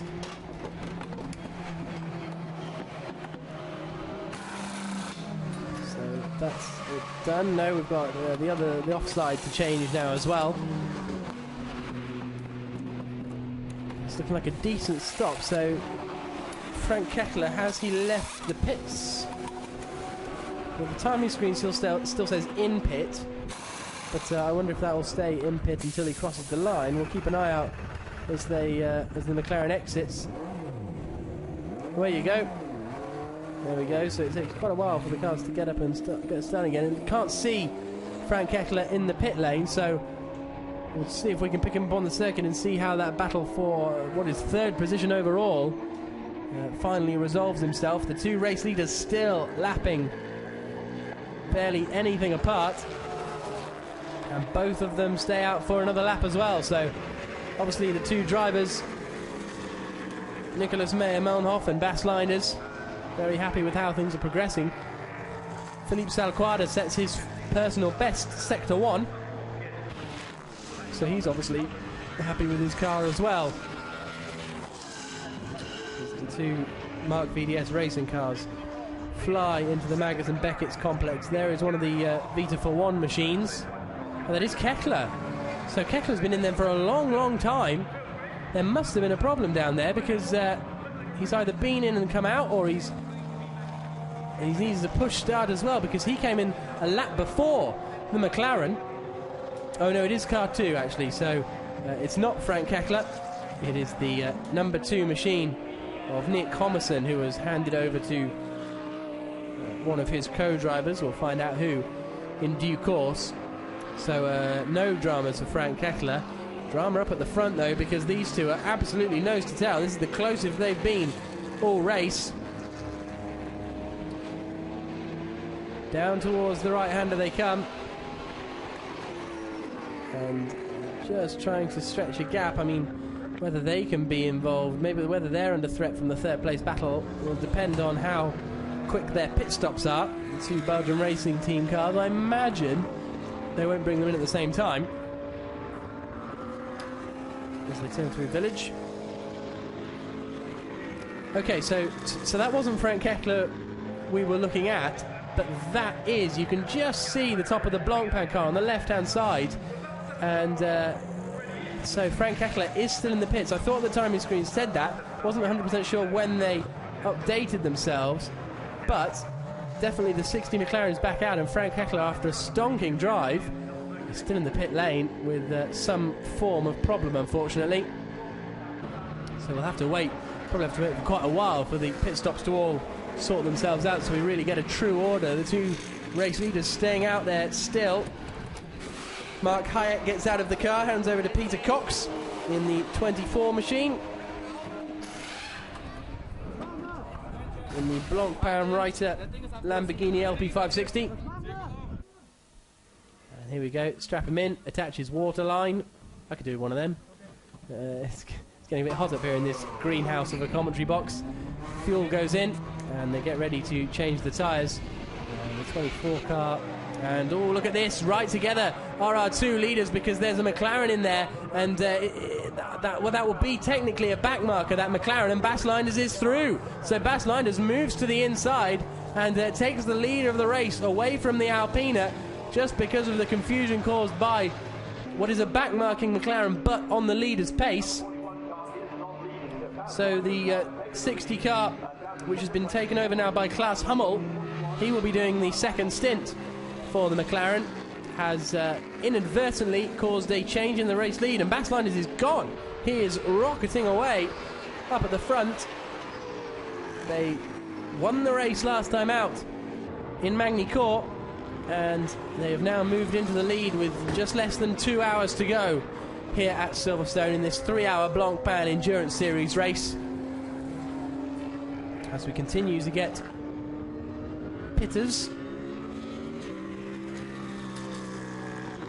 And so Bas Linders out. Look at that, he's really pulling away from the Alpina now, and the Alpina subsequently not really pulling away from the McLaren. So it seems like you lose about a lap when you make a pit stop, by the looks of things, because the number 60 McLaren was about that far behind. Oh, a little mistake there at Luffield from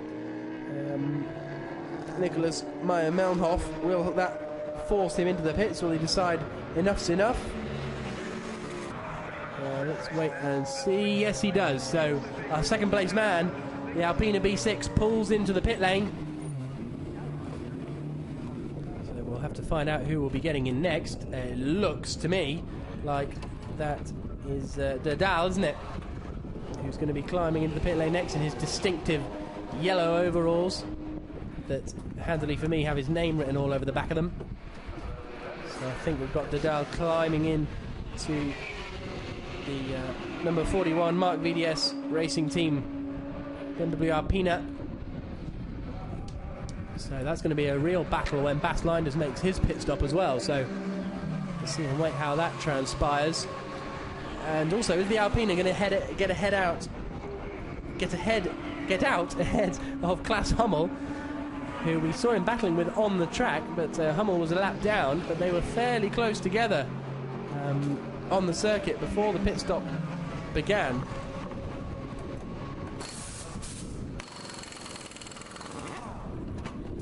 Only two cars in the pits at the moment, I think.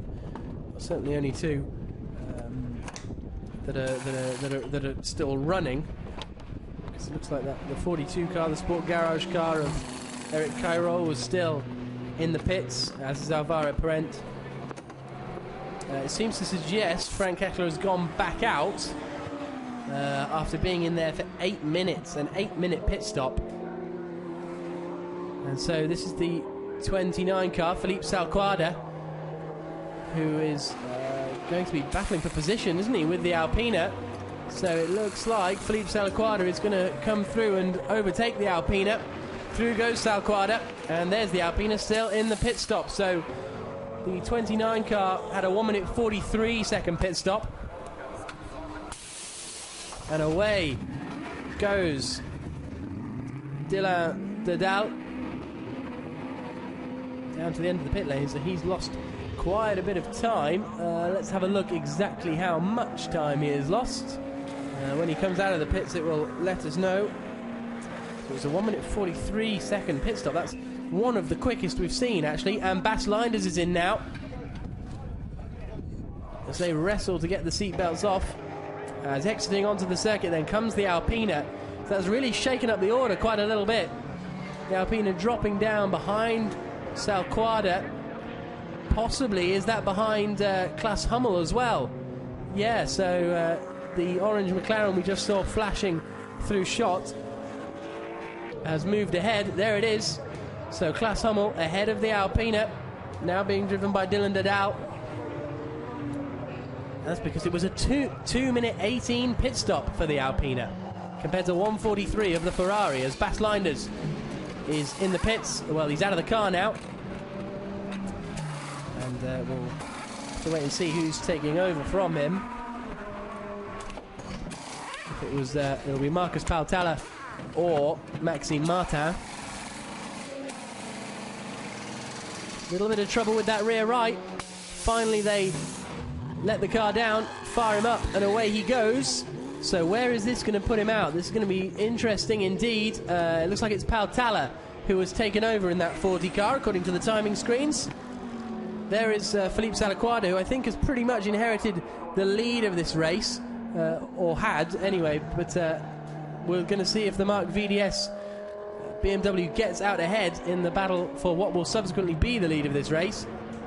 And I imagine it will, because Salaquada's only just coming across the start line, whereas it seemed like the BMW was on his way a little time ago. There's the Reiter, there's the BMW, so it does manage to hold on to the lead.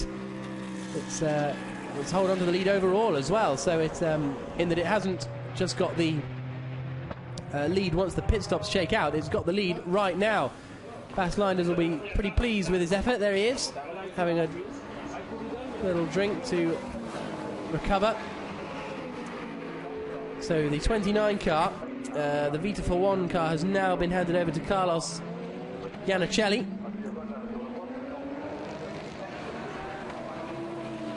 Iaconelli, I should say.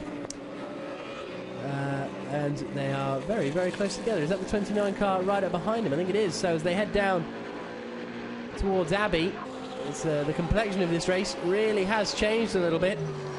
The great pit stop from Vita for One means that Carlos Iaconelli is right in this battle.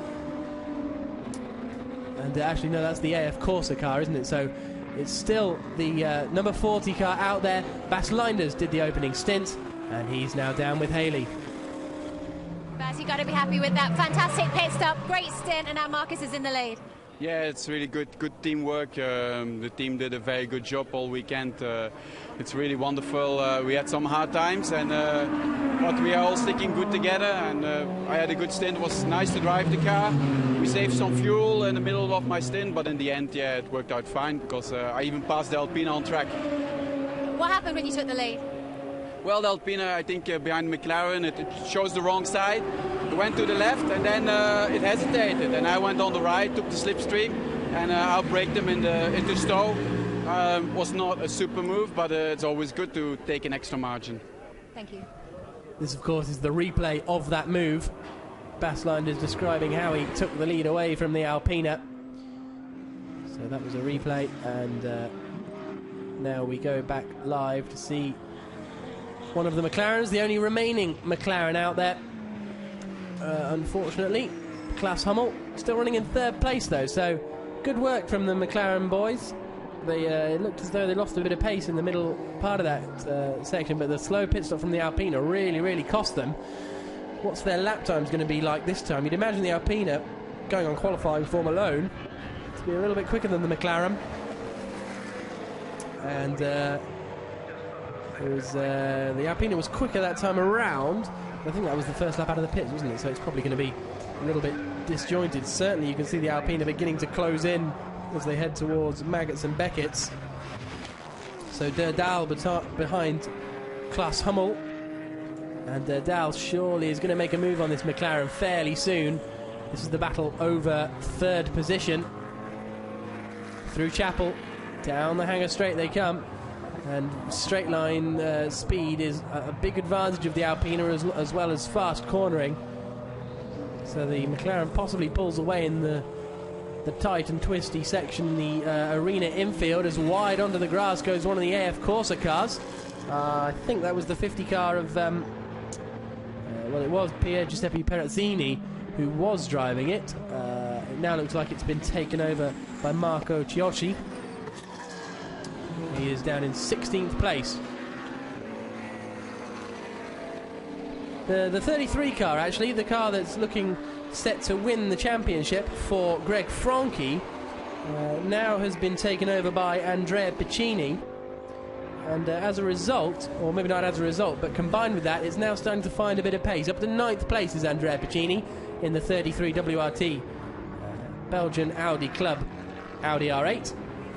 So Piccini finding a bit of pace. Look at that massively wide line taken in. As there are the Alpina guys just having a little chat, determined to try and get past this McLaren. Is it going to happen into Brooklands? Down towards the left-hander they come. The Alpina's got alongside much later on the brakes, and through he goes. Very good performance, Frank Kessler saying. There is Niki Mihajlovic. And the Alpina then past the McLaren. And Dino Lunardi was actually saying that the kind of aerodynamics this car creates is almost like an LMP car, but he's got a little bit of backmarker traffic to get through. Georges Cabin still running, and therefore still looking set to take the gentleman's trophy. Let's hear from the man who did the first stint in that Alpina V6. Nicky, after a huge effort, sadly you did lose the lead. Tell us about when Bass took that lead from you. Yeah, it was such a shame. I was fighting so well, and the car was in great condition, and the team worked incredibly. And for me to come back into this car at the end of the season to have such a good race, it was such a big shame, because I could hold him a little bit because I was faster in first, second sector, but in the middle he was faster, and it was just too dangerous. He just didn't see me, the McLaren, and tried to push me out in the lawn with 250, 260. Didn't try to take any chances, but it was a really good stint, but still long race to go, but we'll see how we end. It's a shame that Alberto Eugenio is not here. Bye-bye. Thank you. So there's the Alpina down into Club Corner, and it's performing very strongly indeed. So then it looks as though, is this McLaren starting to just drop back a little bit, Klaas Hummel, because all of a sudden he's got, this is a battle for position now with the number 9 Porsche being driven now by Rafael Giammaria. So we've got 4th, 5th and 6th all together, because I think that's the 32 Vita41 car. No, it's not actually. So that Ferrari must be a lap down, even though it's still trying to get involved. Yeah, that's Kekler, isn't it? That's the Kekler car that has now been handed over. Not entirely sure who to, but there is the move from the Porsche up the inside of the McLaren through Aintree. So Giammaria moves past Klaas Hummel, as through goes the number 1 car as well. I think that's Matteo Bobbi now in the car, but it's a real shame that car is so far down. Now look at the traffic that the number 40 car is finding itself in. This is our race leader, Marcus Paltala, and you can see he's really struggling. Lost about 2 seconds on that last lap, trying to negotiate his way through all this traffic. He does have a 7-second advantage over Carlos Iaconelli behind him, so it's not too much of a problem if he loses a bit of time, but he'll want to minimise the time loss, of course. Through Abbey he comes. A few drivers setting their personal best laps of the race. Peter Cox in 13th place, setting his personal best lap of the race, as well as the 4 Hexus Aston Martin of Henri Mozo, who's now running in 7th place.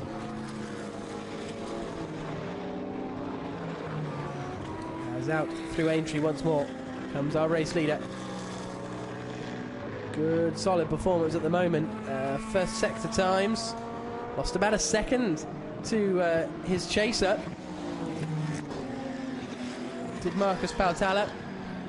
So the 29 car, the Vita41 Ferrari of Carlos Iaconelli in 2nd place, just edging in a little bit, the 29 car. There he is, you can see him coming through Lovefield Corner, so the gap visibly is coming down. It was 7 seconds, I think it's going to be a little bit less at the end of this lap. Might be a lot less actually, 7 seconds. The gap's now down to 3.5, so, well, is Marcus Paltala struggling with traffic or tyres or a mechanical problem, or is Iaconelli just absolutely on it? Into Maggots and Beckett's they come. We could have another battle for the lead fairly shortly. So that second Ferrari is the back marker, but then that the final Ferrari you can see in your shot there, he is our 2nd place man, Carlos Iaconelli. Headlights ablaze. Could be challenging for the lead of this race before too long as they head down the Hangar Straight.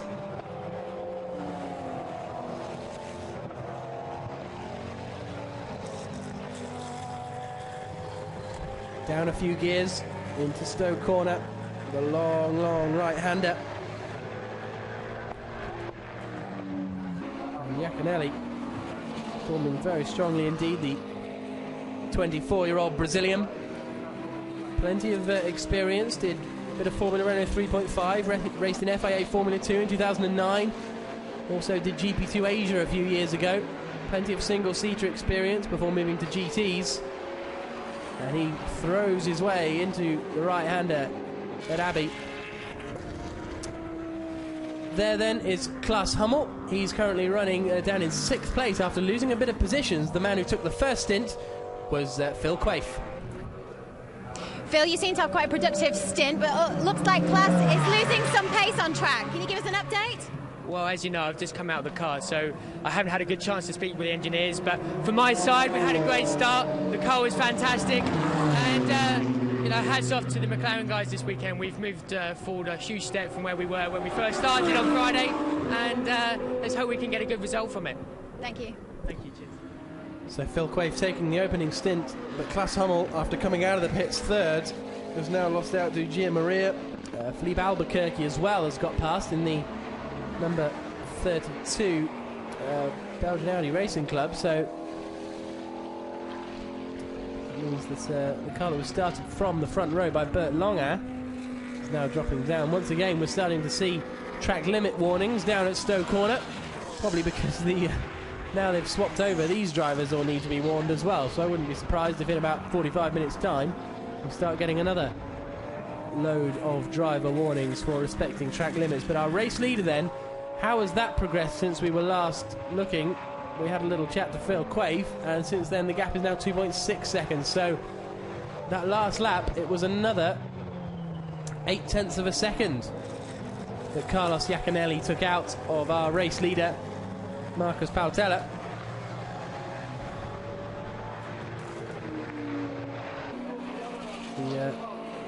Marcus Pautella, who, unlike a number of the drivers in this field, the driver there in the 40 race-leading car, he didn't really do much single-seater stuff. He started doing karts, but moved then straight into Finnish touring cars and German touring cars as well. So, unlike the majority of these drivers who started off in single-seaters and then moved to GTs, he has moved straight to tin tops, really.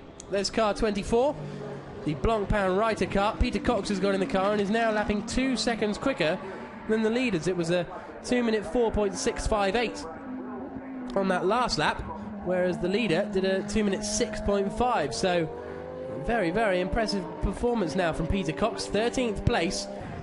How much time does he need to find to make up a position or two? The next car he's got to battle is the JRM Nissan, as we've got the number 3 Hexus Aston Martin in the pits. So, well, they're all a little bit out of sync, aren't they? Because they had to come in quite early on to change tyres to sort out a flat spot. And there, well, that's going to make Peter Cox's task of catching Richard Westbrook a little bit easier. Well, it's now Peter Dumbreck who has taken over the car, but I don't think it's going to be Peter Dumbreck who's going to finish the car, because the car looks pretty finished already. Onto the infield. The car's behaving a bit strangely, isn't it? It's got a bit of smoke coming out from underneath. There is Oliver Turvey now, so that's a car of Alvaro Parente, which was in the pits for a long, long time. More than 9 minutes it was in the pits. It's come out the pits, and it looks like it might be heading straight back to the pits, because Oliver Turvey, yep, there he is, coming back into the pit lane. And sounds alright as it goes past, but there's obviously some mechanical gremlin in there as the number 3 car now heads out. There's Peter Dumbreck. He's looking towards the front right, isn't he? Or is he just going to do that thing where he looks all the way around? Yeah, he's going to do that thing where they look all the way around. So, no clue there what happened to the JRM Nissan. Disappointment for Peter Dumbreck. They were lapping fairly well. That means Peter Cox moves up into 12th place. So we've got the Mark VDS BMW leading. 4.1 seconds clear now of Carlo Iaconelli in second place, and that looks terminal now, doesn't it, for Oliver Turvey's McLaren, unfortunately. So Iaconelli has dropped his pace a little bit. Dardal is in 3rd place in the Alpina, 4th place. An impressive drive so far for the number 9 Porsche. Now that Gia Maria has got into it, he's really starting to pick up the pace and move up into 4th place. Philippe Albuquerque, 5th in the number 32 Belgian Audi Club Audi R8. 6th place is Klaus Hummel in the McLaren. 7th is the number 4 Hexus Aston Martin, now being driven by Henri Moser. 8th place is the 33 car, the car that could seal the championship for its driver Greg Franke. He is now handed over to Andrea Piccini, and they're running in 8th place. And in 9th place is our Pro-Am leader. There you can see the standings down there. 9th place, that Ferrari 458 is our Pro-Am leader, Nick Homerson. And then we've still got the David Jones Mercedes running in at 10th place. It looks like it's David actually that has taken over from Godfrey. So it seems to suggest Godfrey started that race, but the sheet said David, but alas, it's one of the Jones brothers in that machine. And we've got Ferraris, Lamborghinis and Ferraris again. Pro-Am is David Jones in that 2nd place. The screen, yep, David Jones in that 2nd place. With Peter Cox 3rd in Pro-Am then. Championship-wise, this all means that Greg Franke is looking like he's going to win the Pro Cup if things stay like how they are. Nick Homerson, I think, will clinch, along with Louis Maciel, will clinch Pro-Am if things stay how they are. And the Gentleman Trophy will be won by Georges Cabin. And still running, I think, is Alex Buncombe in the 63 RJM Motorsport car, although he may have handed over actually. But they are still running and still looking strong. Team manager of car 36 has been sent immediately to the pit lane. So that's the only Cup class car we have out. The 36 Porsche. Sergio Negroni started that car. So not 100% sure what that's about. This is looking like a good battle may develop. There is Peter Cox still flying around. Last lap was a 2-minute 5 dead. That one was a 2-minute 4.7. Fastest man on the circuit that time around. Fantastic lapping. And Peter Cox is really getting into the swing of things. There's Hans Reiter. Pretty pleased with Peter Cox's pace, I think, aren't you? Yes, he nods in agreement. And also Andrea Piccini's done his personal best, a 1-minute 5.4. So as we approach half distance, drivers just starting to settle down into their cars now. It is Matteo Bobby who has taken over in the number 1 Vita for 1 car. He's now moved up into 20th place, and that'll be 19th in a minute because he'll go past Peter Dumbreck. So Philippe Albuquerque, this is the battle for 3rd, 4th and 5th. The Alpina, the Porsche and the Ferrari are soon to be joined by that man, Philippe Albuquerque, in the BMW. How has he been lapping? He's been lapping at a similar pace, but he has been closing in, driving the Audi. But Klaus Hummel, 5 seconds slower on that last lap. He did a 2-minute 10.9, so that was a mistake, and he's lapping very, very slowly still. 3 seconds slower in the middle sector, 2 seconds slower in the first sector, so I fear that number 60 McLaren could well be in a bit of trouble out there, which is a real shame. Already we've had the 59 McLaren retire. Seems like the pace is there, but not the reliability at this present time, so we'll keep an eye out for Klaus Hummel. Somewhere around the circuit he will be. The Porsche just having a little look to the inside. Not close enough. Henri Moser in the Hexus Aston Martin has got past Klaus Hummel, who again does a 2-minute 11. So losing positions hand over fist is Klaus Hummel as this continuing battle for 3rd place begins to catch one of the back markers. Gia Maria right up behind Dardal. Dardal goes up the inside of the 22 car, which is in the Gentleman Trophy. Was started by Chris Diamond, and they've all made their way through now, apart from the Audi, which has just come through at the end. You can just see coming into shot into the braking zone for Village. Differing lines being taken. I was surprised when we drove around the circuit earlier how it's a tight corner, but there's plenty of width around to take different lines through.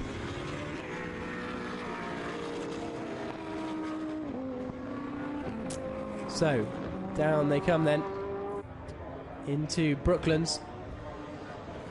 That Ferrari that's in the mix, of course, is 3 laps down. That's the car that was started by Frank Kettler, is now being driven by Matteo Bobbi. So if the Audi comes up behind him, in theory, they should get blue flags. Not that the marshals will necessarily know that, because they don't have timing screens out on post, so they just kind of do it by judgment. And if you were judging this, looking at it now, you would think that that turquoise and blue Ferrari is in this battle, but it's not. It's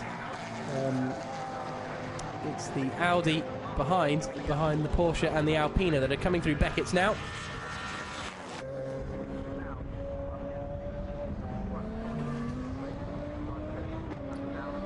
So into the right-hander, of course. If Albuquerque wants to get past Matteo Bobbi, which of course he does, it is his responsibility ultimately.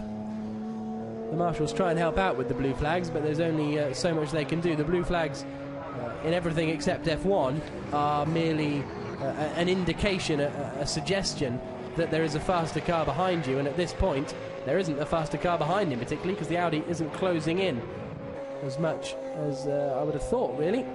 It's a difficult situation for Matteo Bobbi. He's 19th overall, a long way down in the pro class, but yet he wants to get in on this battle, but he's 3 laps down, so it's very interesting indeed. Here's one of the Audis going up the inside of the McLaren, and Klaus Hummel, who's been lapping very slowly indeed, finally loses out to Andrea Piccini in the 33 Audi. Down to Vale they come. As I say, Hummel's been lapping in the 2-minute 10s, whereas all the quick guys have been lapping in the 2-minute 6s. And so I think we'll see Klaus Hummel fall away very, very quickly from the back of the Audi. There goes Andrea Piccini. He's up the road, and he is gone. And the next man to attack him is going to be the number 2 car, which has now been taken over by Maciel, hasn't it? Louis Maciel has taken over, and a little look up the inside. So the Ferrari's going on the attack. He may be 3 laps down, but Matteo Bobbi wants to get some racing done. Right up behind Gia Maria. This is all allowing the Alpina to get away a little bit as well. So I think if Gia Maria gets into a scrap with the 3-lap down Ferrari, he'll probably be a little bit frustrated, I'd imagine, because he'd be thinking, well, I don't need to be battling you. I want to be catching up with the Alpina. Into Copse Corner. Albuquerque slowly closing in on the 2 of them. He hasn't steam trained up to the back of them as they all make their way past the RJN Nissan. Well, the Alpina does. They've caught the Nissan at the worst possible time, coming through Beckett's and Maggots. That has really held them up. Out through Chapel now, and the Audi, is he going to be seen? Yes, he is. So this is the battle for, well, 3rd place is the green Alpina, 4th place is the white and blue Porsche, 3 laps down is that Ferrari, so therefore 5th place is the black and white Audi of Philippe Albuquerque.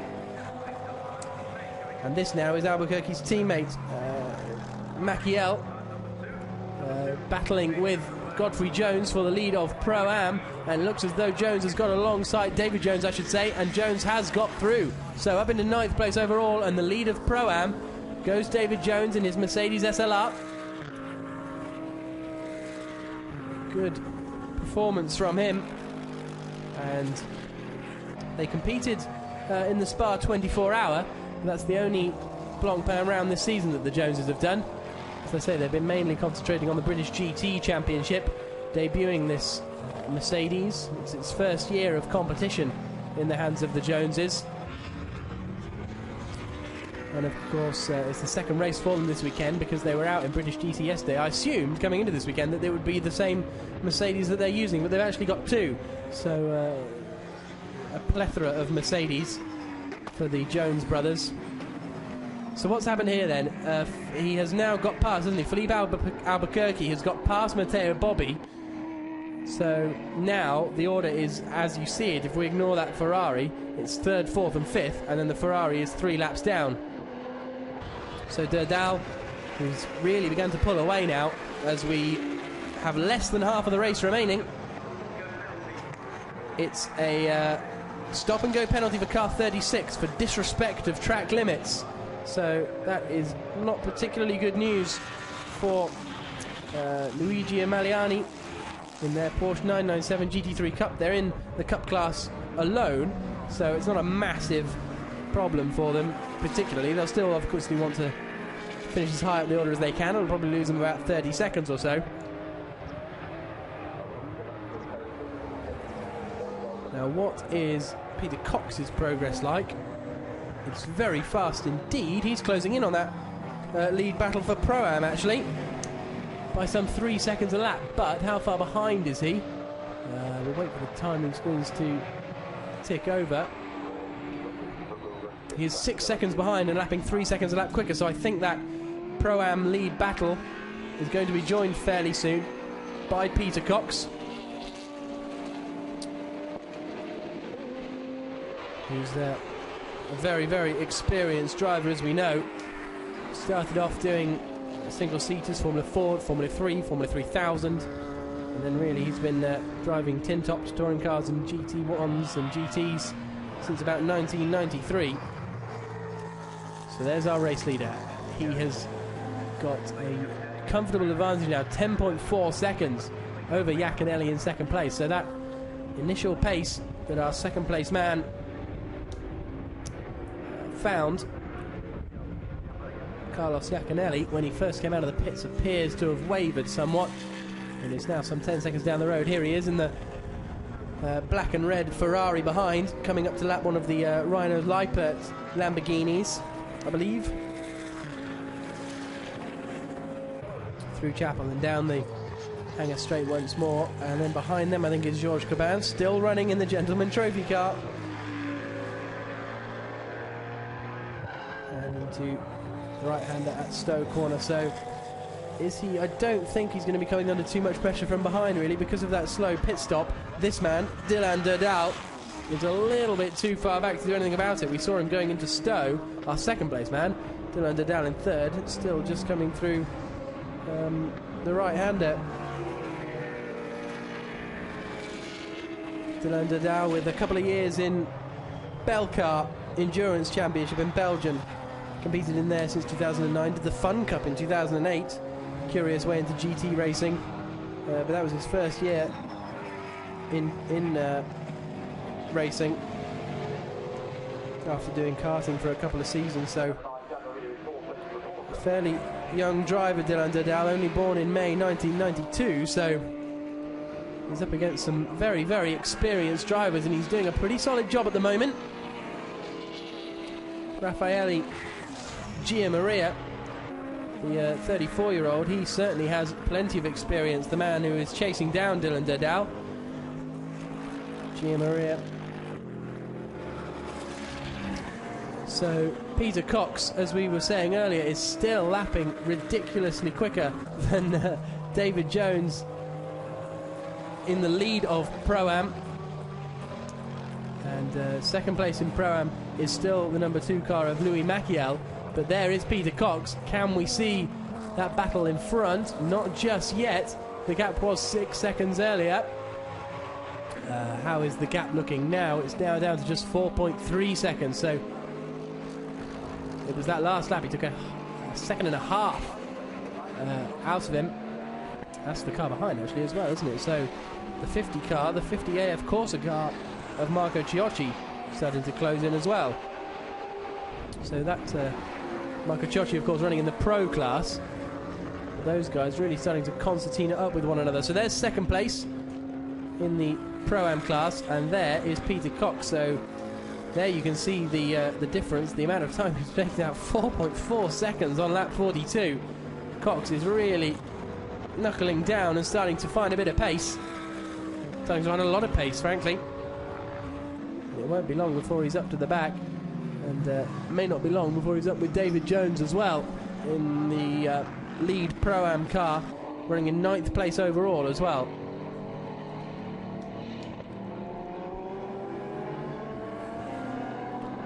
Maciel's through the right-hander and out onto the start-finish straight once more.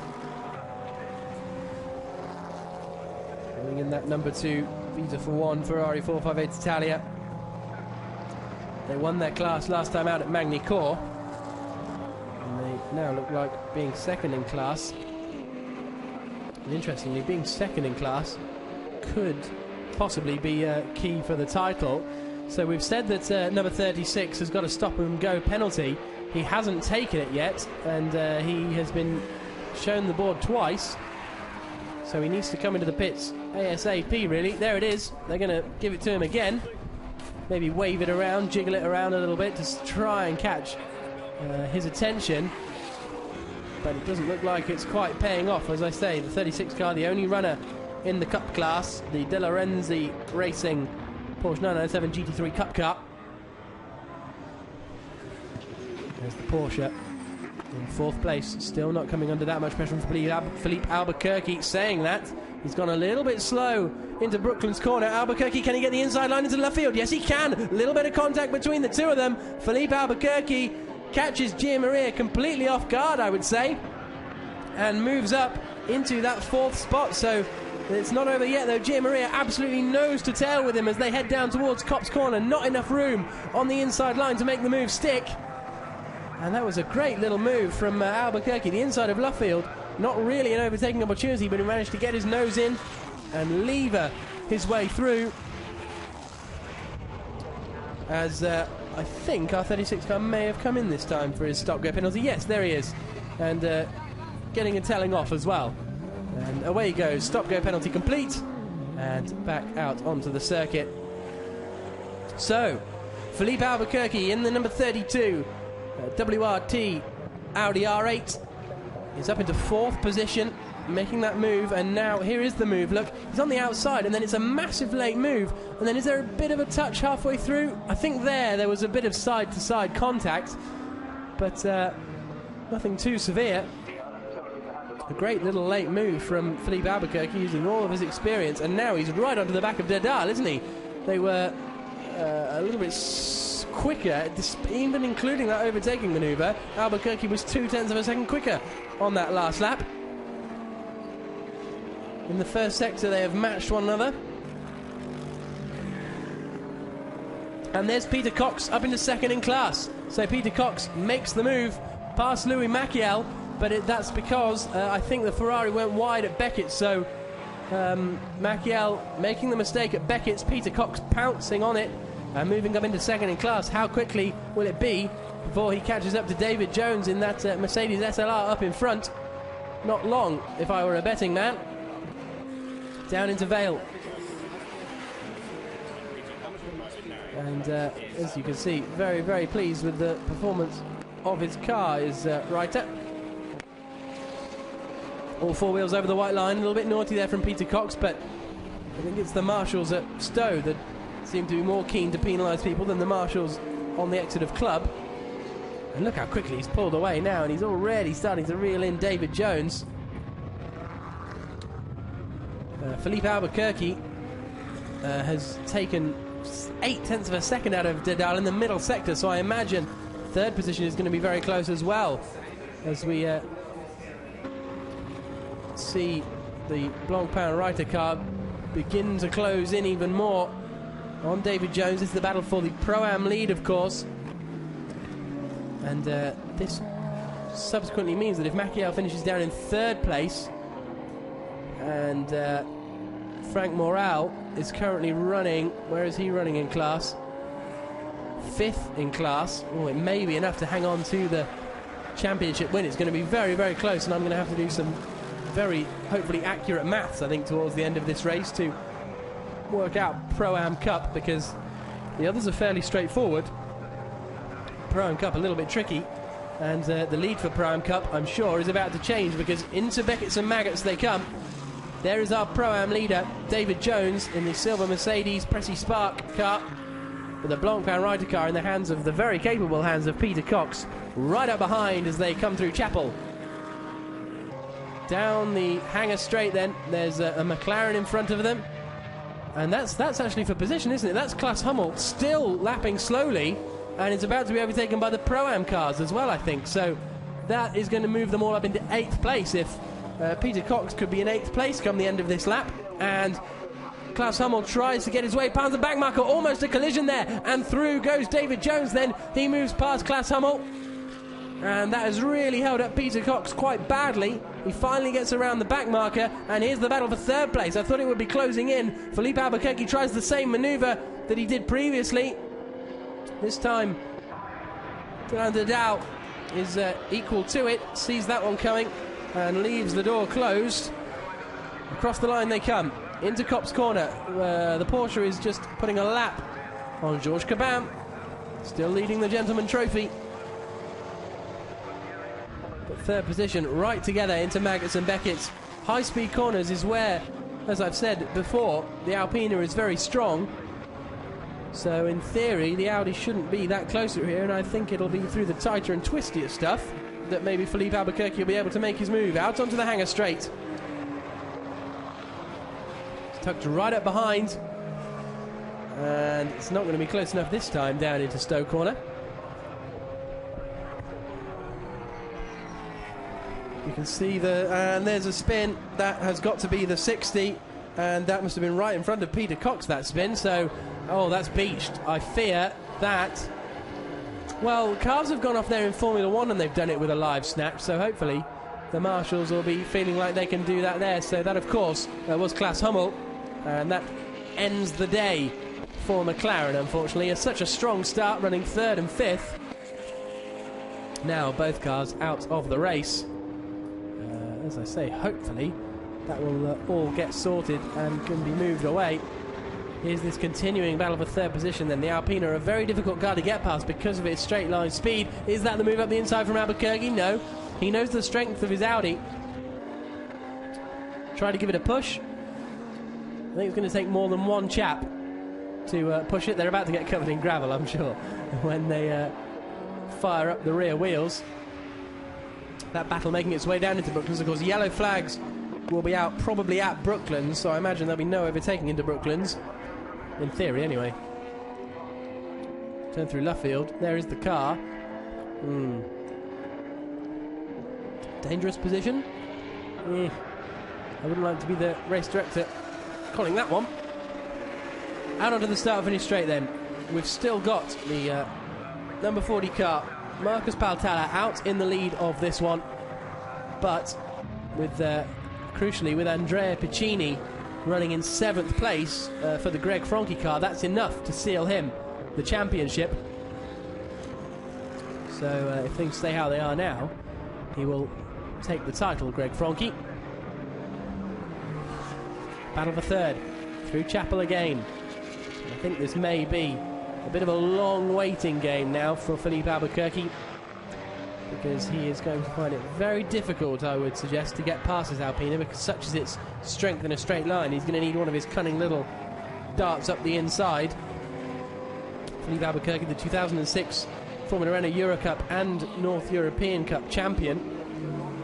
4th in Formula Renault 3.5 World Series by Renault in 2007. A1GP for Portugal, and there's the move for the lead of Pro-Am.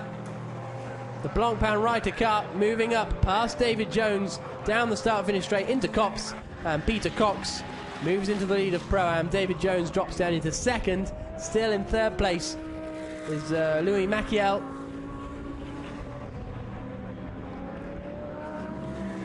As they exit now onto the hangar straight, so good move there from Peter Cox. It's been inevitable, you'd have to say. He's been lapping so much faster, even on that last lap. He managed to lap 1.2 seconds quicker, so really phenomenal pace in that Lamborghini for Peter Cox. As Felipe Albuquerque and the Alpina continue to do battle. Dylan Didal, oh, has he gone a little bit wide into Brooklands? There he has. Is this going to be Felipe Albuquerque's favourite little move? No. Didal sees it coming. Albuquerque really shot to fame when he won the Race of Champions a couple of years ago. No one had really heard of him. He'd done all right in single-seaters for himself, but then he went on to beat Sebastian Loeb and Sebastian Vettel in the Race of Champions, and that launched him into the public consciousness, really. And he is now battling for the final step on the podium in the final race of the 2011 Blancpain Endurance Series.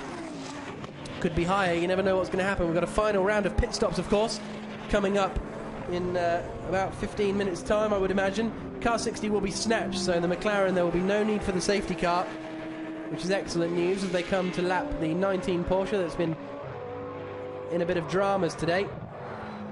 Puncture very early on in the race. Took him 4.5 minutes to change that puncture.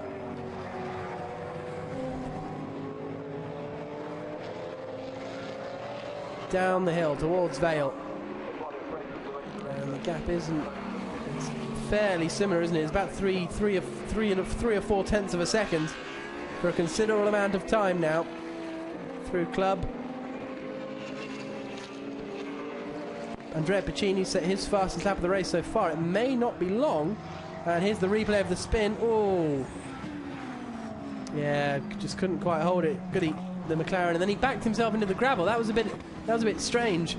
Perhaps he needs to get on the brakes and stop himself from sliding backwards. And there he is, being ploughed through the gravel, really. And here's a look now. Philippe Albuquerque very, very close on the exit of Aintree. He's going to tuck right into the slipstream. But as we've said, that Alpine are very, very quick. You can see how much it pulls away. Albuquerque was right in the wheel tracks of it, coming out of the left-hander of Aintree. Down the straight, he loses all sorts of time, so there goes the McLaren. No overtaking into there anyway. Overtaking into here, though, because sliding up the inside is the 50 AF Corsa car, and that actually is going past Maciel, so that's for 10th, but also for... no, it's not for 3rd in Pro-Am, because that's a Pro car. Just running a little bit further back in the order, so championship-wise that doesn't affect Maciel, so he probably would have been fairly satisfied to let that AF Corsa car, being driven now by Marco Ciocci, to slide through on the inside into Vale, because it won't really have made much difference to his championship challenge.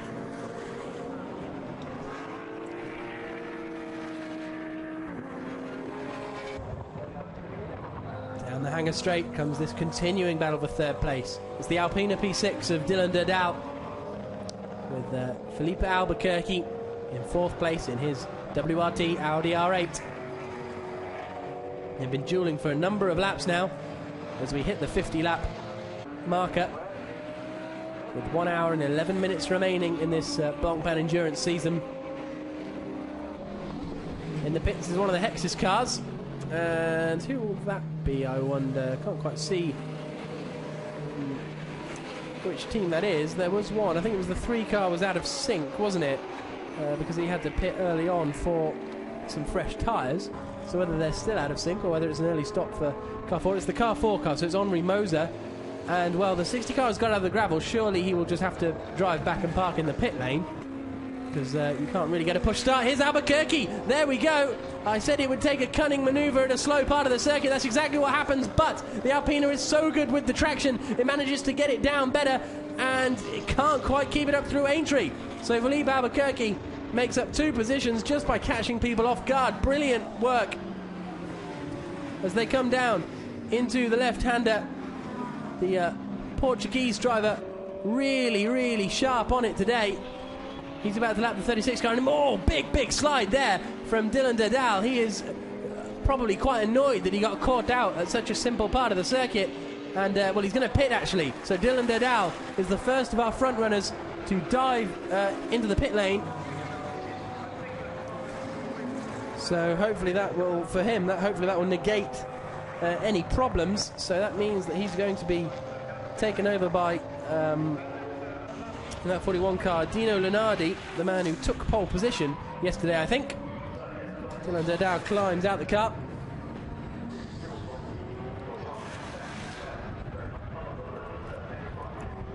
One hour, 10 minutes remaining. Here's the replay. Look at this. Albuquerque moves to the right a little bit, sends him the dummy. Brilliant move, gets the car stopped. It looked as though Derdal was going to get the power down a bit better. Thought they were going to be side by side through Aintree, but that Audi just had enough power to hang on around the outside. Great move from Felipe Albuquerque.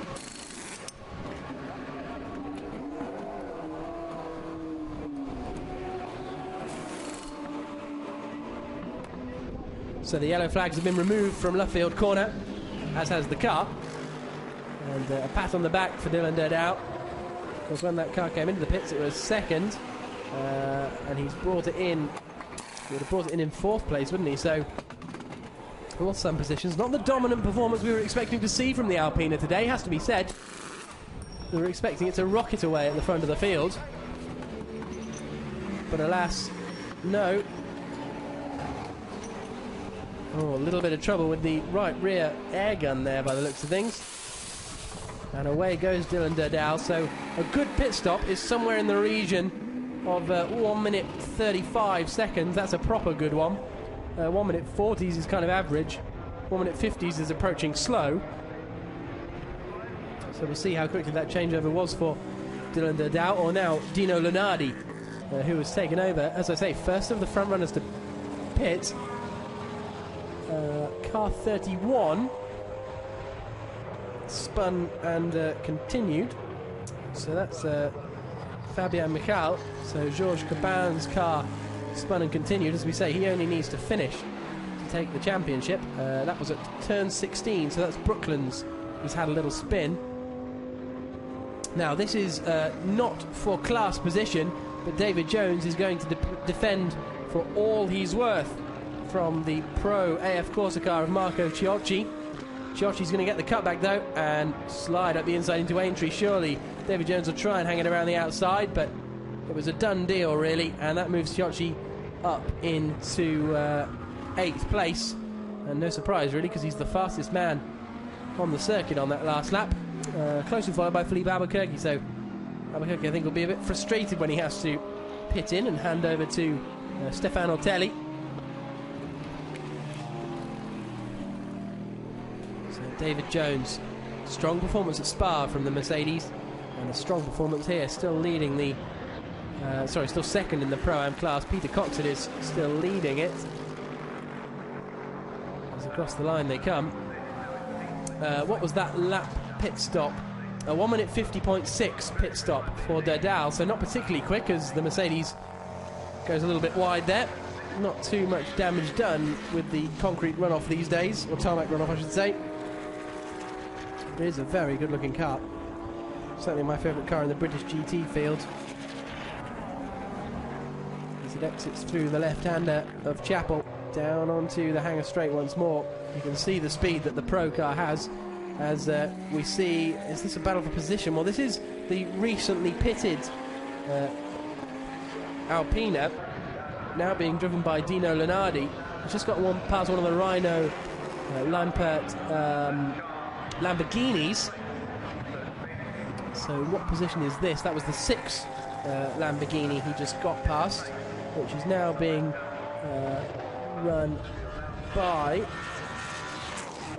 De Vega. So Lorenzo Bairo De Vega appears to be running that one, although I'm pretty sure he started the race, so we'll see how that all transpires. But nevertheless, that is 10th position now for Lunardi, but of course we've got to wait for all the pit stops to shake out. The second of the front runners is in, Gia Maria in the Auto Orlando Sport Porsche 997 GT3R.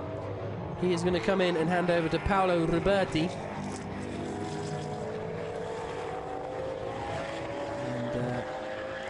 Purple first sector, so the fastest first sector of the race so far for Dino Lunardi. Fresh tyres and a quick driver means that that Mark VDS car is going quickly. This Mark VDS car is leading the race, but a little bit wobbly coming through Village. Out onto the Wellington Straight he comes. There then is the number 9 car, Gia Maria, handing over to Paolo Ruberti. Once they've changed the tyres, that car will be heading back out in the hands of Ruberti, who's done Italian Formula 3, European Touring Car Championship for quite a few years before moving into FIA GT2. Turning his hand pretty well to this GT3 Porsche. Race leader comes across the line then. 54 laps completed. And away goes the Porsche. Interesting to see where he comes out compared to the Alpina. The Alpina was ahead, but not by much, as he heads towards the exit of the pit lane. I don't think I've seen the Alpina come through up here, but we'll wait and see how that all transpires as well. It was a quick lap time, a quick pit stop actually, 20 seconds quicker than the Alpina for the Porsche, so a could well have an impact. But purple first sector, purple middle sector for Lunardi. Dino Lunardi in the 41 Alpina is really rocketing along. So even if he did have a slow pit stop, he's going to be making up time, I imagine.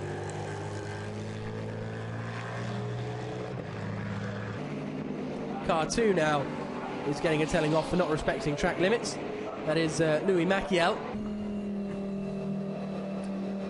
As into the pits comes the 32 Audi F. Philippe Albuquerque comes in to the pit lane, and he is going to be handing over to Stefan Ortelli, another very experienced driver. Had that crazy crash at Monza a few years ago, didn't he, in a Le Mans, in an MS car, where he hit the curb and flew up in the air. But he'll be hoping for no spectacular accidents when he takes over his little stint in the car. So where will he come out compared to Paolo Roberti, who's now in that number 9 Porsche?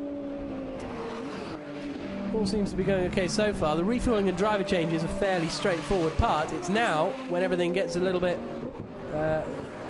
pressurised, really. With the change of tyres, only 2 men, as you can see, taking on the tyre changing process. Very similar to GT1, where only 2 men are allowed. So Albuquerque then hands over. Stefan Ortelli takes over. And is this going to... Well, we've just seen him, hadn't we, get past the Alpina. Where's he going to come out to in relation to the Alpina? Here's Peter Cox still charging through the field. I think that was a back marker he was about to go past. The number 3 car. Now being driven by Laurent Cazenave. And yeah, Cazenave is a couple of laps down, I think. Into Club. After they've come through Vale, obviously. And Peter Cox is now running 5th overall. Of course, these guys have got to do 3 stops. Everyone has to do 3 stops. And when I say 3 stops, I mean 2 stops, sorry. But they've only done 1 so far, haven't they? Yeah. So Peter Cox will have to come into the pits again, but they may leave it fairly late to try and get the maximum speed possible. So there's not Dylan Derdal now. It's been handed over to, as we say, Dino Lunardi, and he is absolutely flying around the circuit. Just set the fastest lap of the race a few laps ago, a 2-minute 3.468. But the pit stops didn't work out for him at all, because he is now behind the number 9 Porsche by the looks of things. And well, we still haven't seen where the 32 car of Albuquerque has come out. Now he's handed over to Stefan Ortelli, so just needs, although it looked like a pretty good pit stop, it was about 15 seconds quicker. So I think Dino Lunardi is going to need some flying laps if he wants to close in the gap here, because it was a bit of a sluggish pit stop from the Alpina team, unfortunately. He turns into the right-hander. Is that the number 9 Porsche he's just coming up against? Let's have a look to the left-hand side of the screen. No, I think that's one of the back marker Porsches, isn't it? There is the pit stop for Andrea Piccini. He is now handing over to Christopher Mize for the final stint. The German driver will be driving the German car, and race leader into the pits. Maxime Martin will be ready to take over from the lead car. There they go then. So a pretty decent stint, it has to be said, from Marcus Pautala.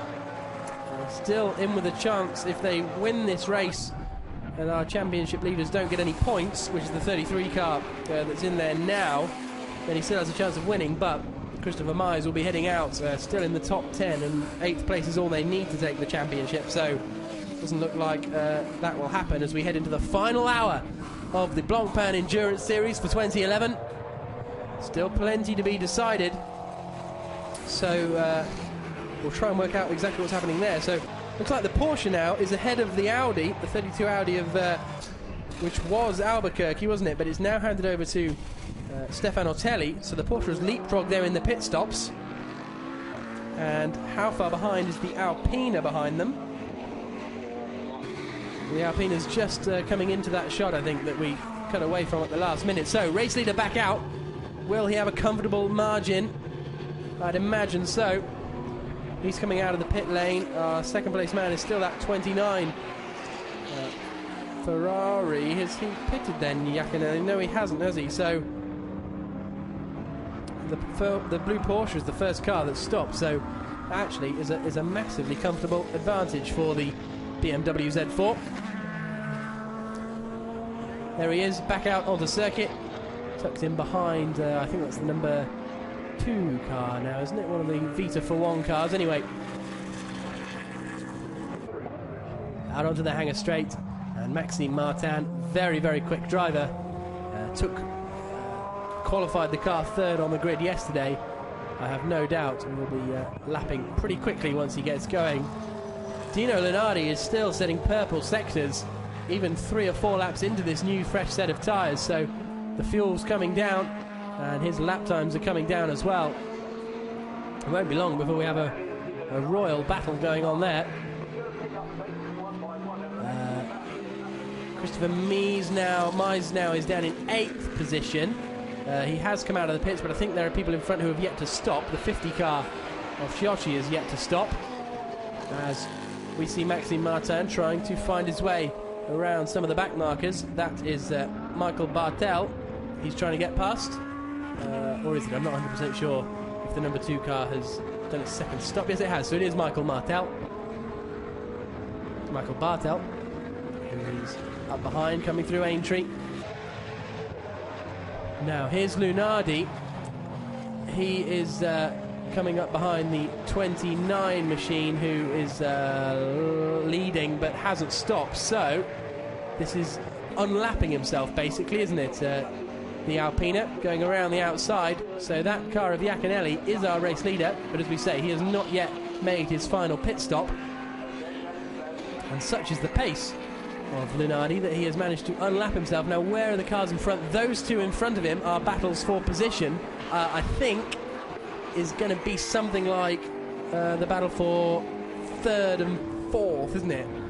I think when it all shakes out, 3rd will be the Porsche, 4th will be the Audi, and 5th will be Dino Lunardi, if it all shakes out correctly. He exits the corner there. Still is our race leader, Iaconelli, 57 laps and 1 minute and 10 seconds ahead of the BMW Z4, but once again he's pretty much the only man who hasn't pitted yet, apart from Peter Cox and Sciocchi in 5th place. Only one of our front runners, let's say, that is yet to pit, the number 29 Ferrari.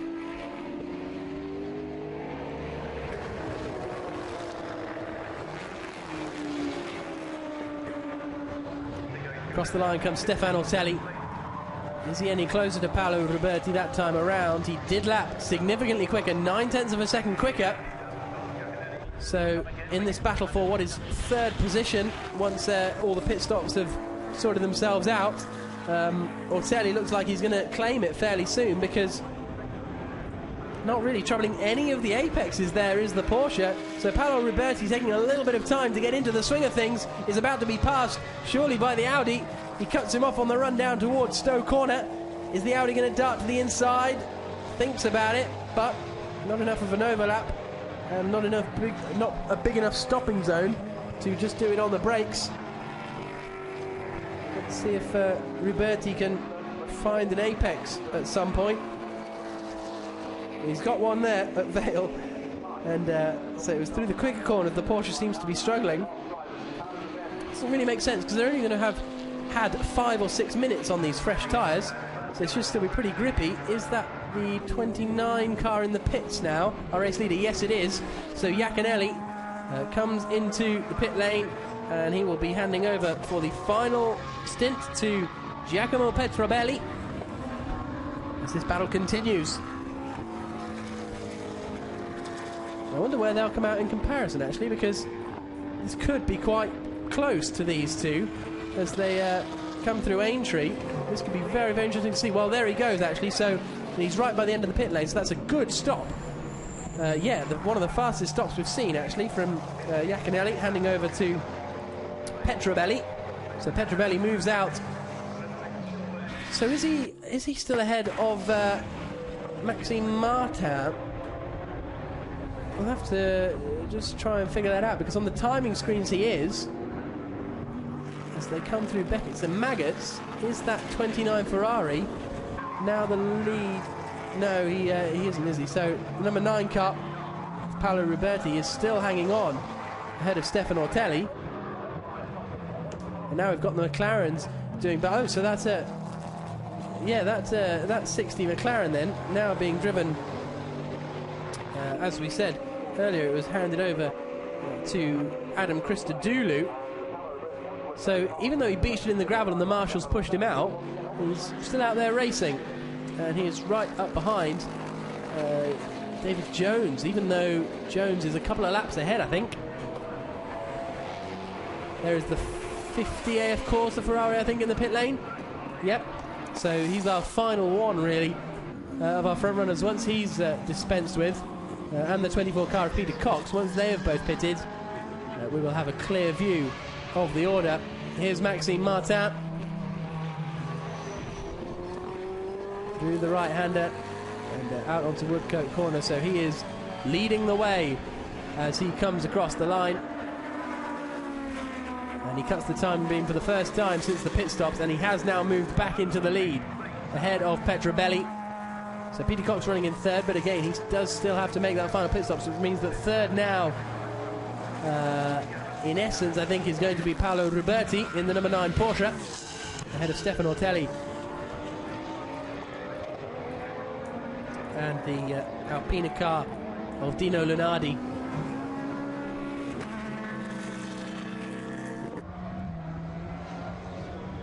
And as if by magic, here are those three down into Brooklands. Still that Porsche struggling to get the nose in, and the Audi right up behind. The Alpina's charge has somewhat waned a little bit. He was going very fast, but now he's getting up to the back of them, less speedy. Still one of the quickest guys out there on the circuit, if not the quickest guy out there on the circuit, but hasn't rocketed right up to the back just yet. Into Copse Corner. 52 minutes remaining.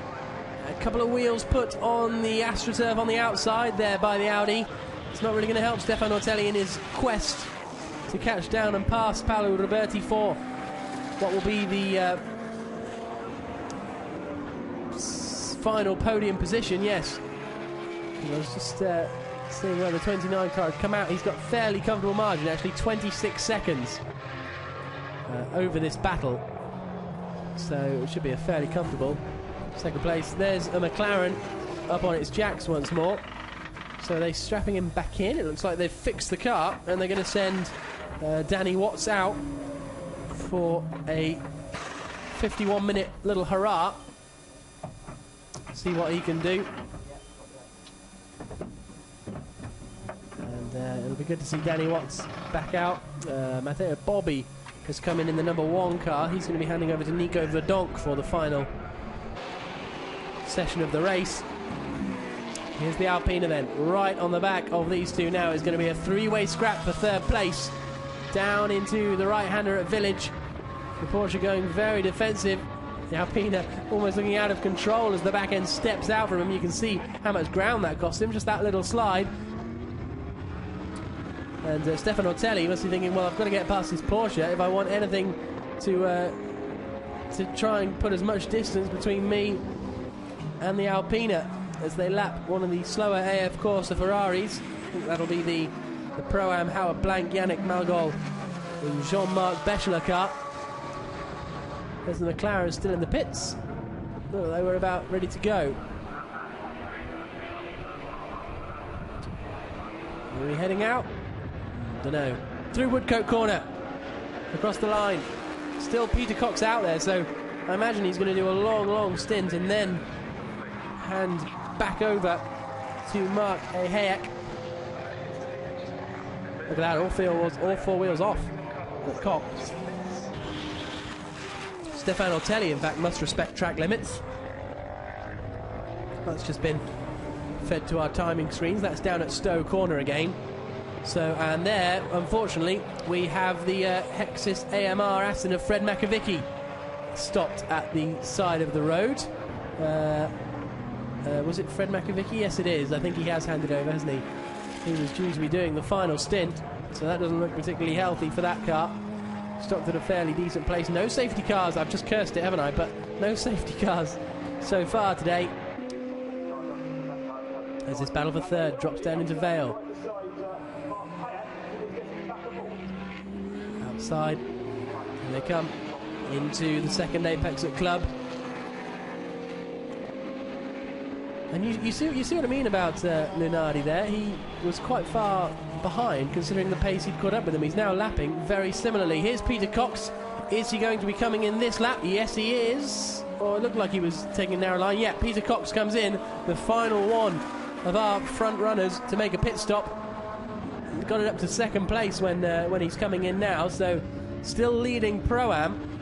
And he's got quite a distance over the number 2 car, which is now being driven by Michael Bartels. So I don't think it's going to be comfortable, but it's going to be possible that they hold on to the Pro-Am lead. They may have had a lap or so, but it takes about a minute and a half, as we've said, to complete a pit stop.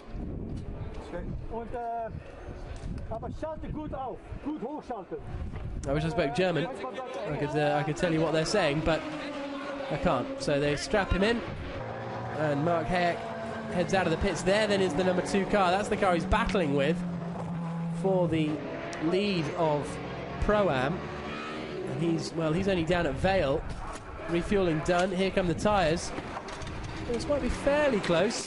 Team manager of car 32 to race director immediately. That could be interesting, because Stefano Telli, currently running effectively in 4th position, challenging for the final podium spot. His team manager has been asked to go up and have a little chat to the race director, so obviously some kind of indiscretion. I think this is going to be fairly comfortable now for Mark Hayek, actually, because he's going to be leaving the pits now, and his main rival is just coming down the hill through Brooklands, or not even at Brooklands, just at Aintree. So we're going to resume the lead. Mark Hayek a little bit slower than Peter Cox though, so we'll have to see if Michael Bartels can begin to close the gap in a little bit, with 45 minutes remaining, so still plenty of time. Michael Bartels, the 43-year-old, he's definitely the pro, or one of the pros in that team, who are now going to be chasing down Blancpain. He was the German Formula Ford champion in 1986. He did 4 Grand Prix for Lotus F1, and that's a puncture on the rear left for the Alpina. So just as he is trying to close in, I think it's a puncture anyway. It's certainly very slow moving. It's front left, is it, that we've got the puncture on? And that is an absolute disaster for the Alpina. Its first weekend, and it's heads in hands time. Real heads in hands time for Nicky Meyer-Melnoff there. He's fine through these right-handers, but coming through Luffield is going to be an absolute pain, and this is going to send him spiralling down the order. It's going to lose him at least, I would predict, about 2 minutes, something like that. So this could drop him. I wouldn't even like to predict where, as we're about to see the replay. There he goes. That's off at Club corner, yeah, so didn't look like there was any damage. It must have been just a normal puncture. Shake of the head, thumbs down from Dylan Dardal, and cruising into the pit lane comes the 41 car. I'm sure Haley will be in down there to investigate, but it's just about staying on the rim. Is it doing any damage to the bodywork around it? Into the pit lane, out of what would have been, well, surely was the pace to be a 3rd place, the final podium spot. And they're just going to change the 1 tyre probably to try and get him out, back out as quickly as possible. Dino Lunardi, well, he was pushing very hard. Perhaps he just attacked too hard. Front left is the one that takes all the stress around here. Cops, Maggots, Beckett's, Stowe, Club, Abbey, all the fast corners really are right-handers, which puts the pressure on the front left, so maybe that is the reason why Dino Lunardi has had to come in with a puncture. Paolo Roberti now is being told to respect the track limits as well. This is the number 3 car, being driven now by Stef Dusseldorp, and he's in a mini battle with the 59 car of Adam Christodoulou. But Christodoulou is a number of laps down, so it's not really a scrap there. Behind is our race leader, Maxime Martin, in the Marc Vidies Racing BMW. 44 minutes to go in this race, and he's got a comfortable lead of some 31 seconds over second place man Petrobelli in the 29 Vita for 1 car. Back out is the Alpina then, and it was just a puncture, no damage or contact or anything like that, so it may well have been just pushing the tyres too hard in his quest to get second place, or a piece of debris. We haven't had that much debris over the circuit really today, but never know. Just the smallest things can cause punctures, so we can continue to look at this battle for third place. It's now a two-way scrap out onto the hangar straight. It's Paolo Roberti ahead of Stefan Ortelli down into Stowe Corner. The gaps have been fairly similar for quite a while now.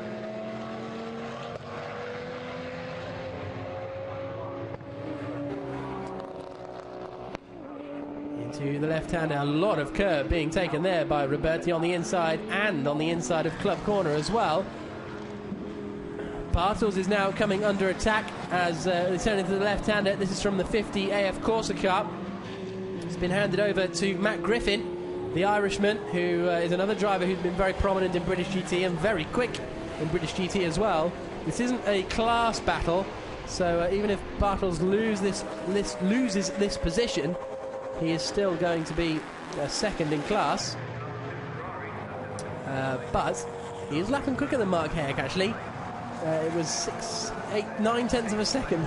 Hear my mental arithmetic. That was 9 tenths of a second on that last lap, and the gap between them is 18 seconds. So, yeah, it's going to need a mammoth effort from Bartels, isn't it, to close in on Mark Hayek? But anything's possible in 42 minutes of racing.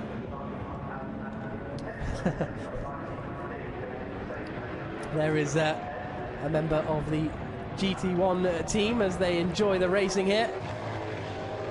Down into Stowe. And Bartels, he won't really want to lose time in this scrap with Matt Griffin. I think he'd rather let Matt Griffin go and get on with his way. There is the 31 car still lapping, which is very good news for Georges Cabin. Gilles Vannelet has now taken over that number 31 Lamborghini. And if that finishes, which I'm sure it will, then Georges Cabin will be the Gentleman Trophy champion.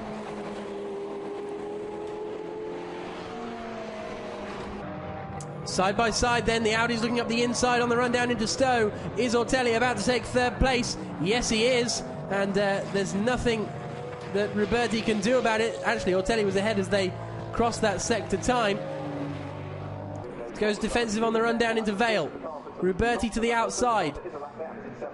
And I think that's job done, really, isn't it? Oh, he's taken too much curb on the inside. That unsettles the Porsche, bounces it around a bit. Roberti really going for it with the curbs, isn't he? It's taking not much to get it past. And another man who's got past is Matt Griffin up the inside into Brooklands. And he goes past Bartel. Now, what Bartel will try and do is keep with Matt Griffin and hope that Bartels will close in the gap subsequently to Mark Hayek in front.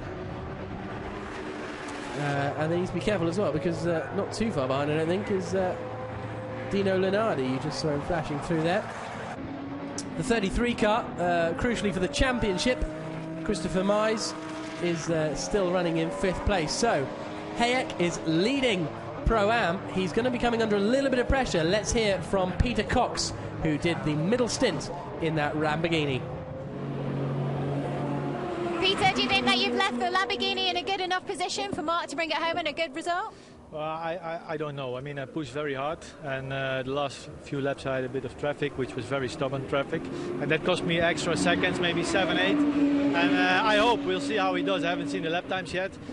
For sure, in the other car is now a fast driver and a professional driver, so that's also not fair competition, but that's how it is in this series, and we just try to see how far we can get. And Mark drives well, and the car from Ryder Engineering is working perfectly. It was very fast, so a podium would already be nice, because we had not such good luck in the Blancpain series, so we won the first one, and it would be nice to be on the podium for this one also.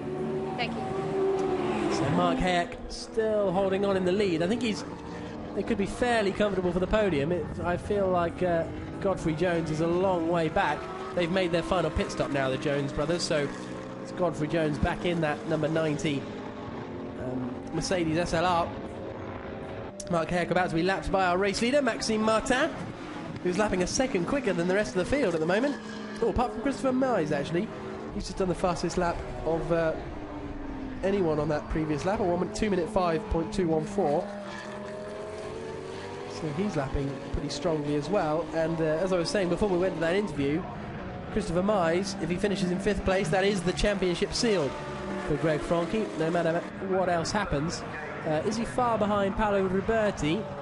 Yes, he's 50 seconds behind, so that's not going to be a battle that develops, as here comes the lapping, the Pro Cup leader about to lap the Pro-Am Cup leader. Any minute now, Maxime Martin will slither through, probably on the run down the Hangar Straight. Mark Hayek will see the distinctive and recognisable Mark VDS Racing livery in his mirrors, and moves over to one side. Maxime Martin trying to get a bit of a tow, and then will surely go through the inside. Yes, finally he gets through on the inside into Stowe corner. Blue flags for car 24, says the timing screen. And that position is dealt with. Now, what's this? This is recovering Lunardi after his puncture a few minutes ago. He's now in 9th place, just behind Bartels on the run down into Vale. And surely this will be fairly easy meet for him, as our race leader continues to extend his lead. 33.8 seconds lead up at the front for the BMW. And the McLaren still running out there, which is excellent news. And here's Lunardi. Surely he can make easy work of Bartels. With the pace that Alpina has had this weekend, you'd think it should just breeze past one of the Pro-Am cars. To the right-hand side he looks. Surely he'll get the switch back now, up the inside into Aintree, and job done. On the power, no, that Ferrari performing very, very strongly at the moment in the hands of Michael Bartels. He's one of the quicker drivers in that team, really, is Bartels, in the number 2 car. He's the pro of the Pro-Am, as it were. As we said earlier, 4 Grand Prix for Lotus in 1991. He didn't qualify for any of them in what was a very difficult Lotus car. He was filling in for Johnny Herbert when Johnny Herbert had some racing commitments in Formula Nippon, I think it was. Bartels, of course, FIA GT champion in 2006, 2008, 2009, and winning GT1 in 2010, so this is no slouch we're dealing with. But the pace of that Alpina has been fantastic. And here he comes on the inside of Beckett's. Through he goes, moving up into 8th position overall. Again, doesn't make much difference in the pro class, particularly. Next man he's got to try and get past is Matt Griffin, who is lapping at a fairly similar pace. Well, he was lapping fairly similarly when Lunardi was stuck up behind Bartels, so we'll see how that develops with 35 minutes to go in this race.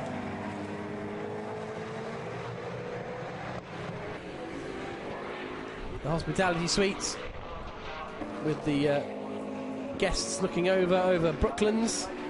One of the best corners on the circuit now, really. It's great that that corner has been incorporated into the Grand Prix layout. It was such a fantastic corner for club racing for many years on the national circuit, but now it's on the full international circuit, and all these top cars and drivers are experiencing the challenge of braking, late apexing, and getting a line into Luffield as well.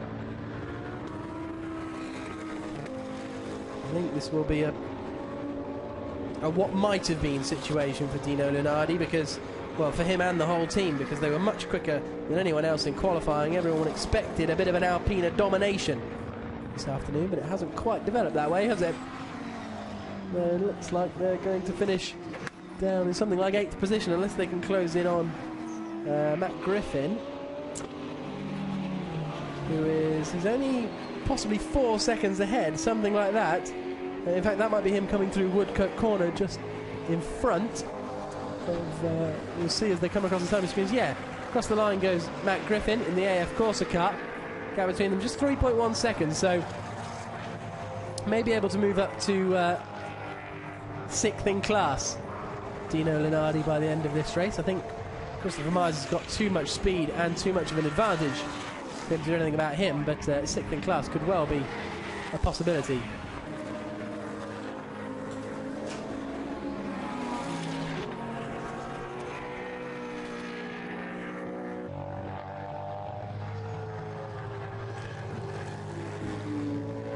Still, Paolo Roberti must respect track limits. In that battle, by the way, Paolo Roberti has dropped 4.6 seconds behind the Audi of Stefano Ortelli that he lost out to, so Ortelli comfortably in that 3rd place now.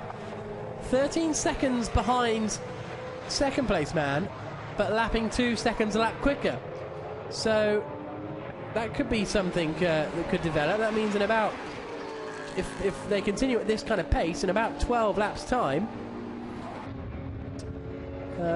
I would say that they're going to close in about 6 laps time, of course, sorry. If he's 2 seconds a lap quicker and 12 seconds behind, he could well close that gap just a little bit. So the battle for 2nd place may not be completely over unless Petrobelli in 2nd place in the 29 Vita41 Ferrari is just cruising and taking it easy. The battle for 2nd place may not be over. The battle for 1st place, though, I think is, unless something catastrophic happens to Maxime Martin's BMW Z4, he is going to be taking the victory, I would imagine.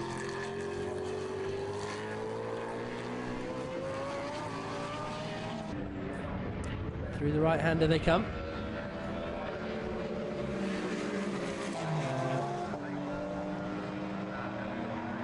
Greg Mansell still leading GT4, but as we've said, as long as the 63 RJN Motorsport Nissan is still running, then that should be no problem at all for them to take the title. Let's look at how is Pro-Am shaping up. Bartels is doing a very good job then. He's running in 2nd in class, isn't he? He's running 2nd in class, so if he finishes 2nd in class, he will pick up 18 points. And where is his main challenger? 4th in class, which I think is 12 points. So that means there'll be a 6-point swap, and there's 5.5 points between them. So I think, I'll double check my maths in a minute, but I think if things stay how they are, Nick Homerson and Louis Maciel could win the championship by half a point ahead of Frank Morel, Jean-Luc Boblique and Ludovic Bardi. So we'll double check that, but that seems to be the case.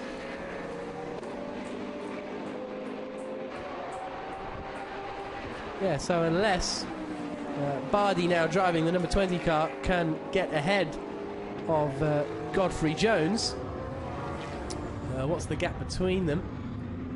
33 seconds. So if things stay how they are, it looks like it's going to be Nick Homerson and Louis Maciel who will be the champions in the Pro-Am Cup.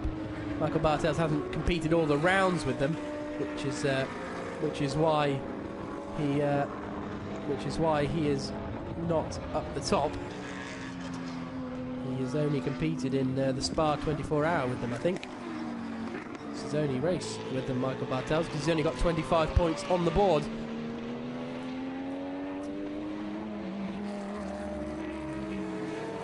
It was Paul Van Splutteren who partnered them for the rest of the season. And of course, without that Spa 24 Hour score, Van Splutteren not in the running for the title, and of course not being in the car means he's not in the running for the title either, as we are about to see Dino Lunardi make his way past our Pro-Am class leader, Mark Hayak, and for 6th overall, So Lunardi's got past Matt Griffin. He's about to get past Mark Hayek, surely. Just where will he pick the time to do it? I don't think it's a case of picking the time, is it? I think it's going to be a case of cruising past down the hangar straight. Hayek doesn't really defend, sticks to the outside line. Lunardi pulls alongside and moves up into 6th place. As I've said before, though, I think he's too far behind Christopher Mize to take 5th, some 35 seconds further up the road is Christopher Mize. So unless he can catch him at 2 seconds or so a lap, it's going to be difficult. 2nd place man in the 29 Vita for 1 car, Giacomo Petrobelli, has picked up his pace now a little bit.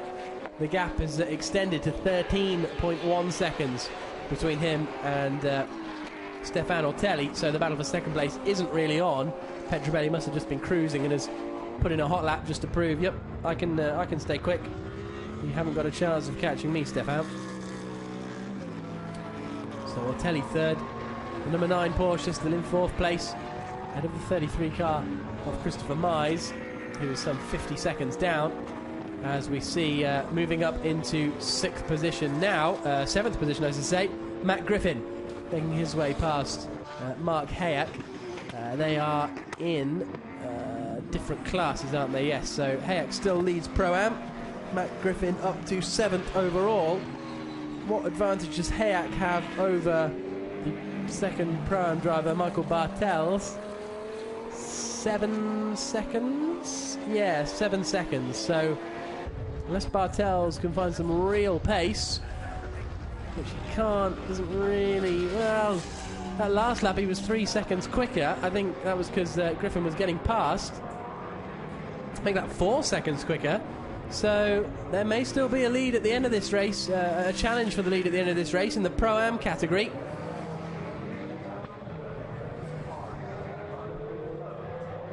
There's our race leader, down towards Stowe once more. Commanding performance. That's the shot we expected to see. The two Blancpain, the two Mark VDS racing cars coming down 1st and 2nd, but of course that car now a lap or so down off our race leader because of that puncture. Here then is really where the attention's got to be. Michael Bartels into the right-hander, and this would be good news for their championship as well if they could take the Pro-Am win. That would mean they would win it by more than half a point, as the Golf Lamborghini has its 2nd off of the day that we've seen anyway. And that car, where is that? Is that the loop? Yeah, he must have just outbroken himself into the right-hander at Village. So Frédéric Fatien back in that car that he has shared with Andrea Barlesi. Barlesi doing the middle stint, Fatien doing the 1st and 3rd stint, has a little trip across the scenery. Steph Dusseldorp has just done the his personal best, 1st sector, 37.6, which is a very respectable time actually in the Aston Martin. Perhaps expected the Aston Martins to be a little bit stronger this weekend, considering they tend to go well around Silverstone, but of course, as we heard earlier from the Aston Martin AMR team, last race really for the DBRS 9. 25 minutes to go, and Maxime Martin continues to lead.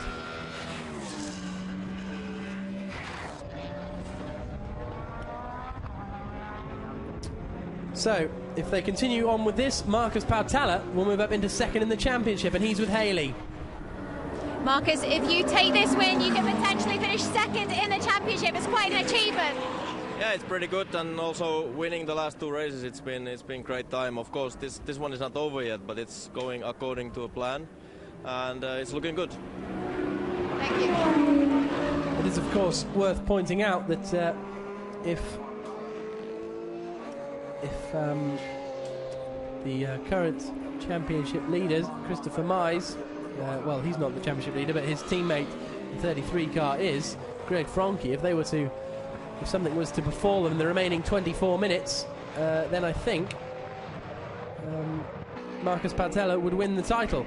So it's still not a done deal for Greg Franke, who, well, you wonder if he would have preferred to do the third stint so he could actually seal the deal himself, as it were, the championship title, because now he did the first stint and then he's had 2 hours of just biting his nails, I imagine, in the hope that the car remains strong enough and can hold on for the rest of the race.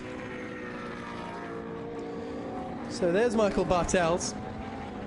How far behind Mark Hayek is he now? Not far at all, because that's Mark Hayek, isn't it? So this is the lead battle for Pro-Am. And if Bartels can get through, that will pretty much make absolutely sure that Nick Thomason and Louis Maciel will take the Pro-Am Cup win. Mark Hayek, he's going to need a very, very brave, very, very impressive defensive performance, I think, to hold off Michael Bartels for the remaining 23 minutes of this race. So only 12 laps or so to go as Hayek tries to find a way past the Golf Racing Lamborghini. 2 Lamborghinis side by side down towards Copse, and Hayek makes his way through.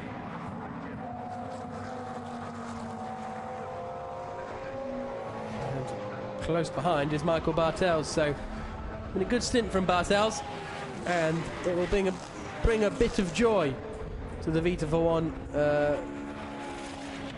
team, who have, well, Petrobelli looks like he's going to finish second for them, which is pretty decent news, but I think they'll be very, very frustrated with the performance of the number 1 car. Frank Kettler really in the running for the race win, but a dodgy pit stop means that when he handed over to Matteo Bobby, they were well down the order in about 20th place.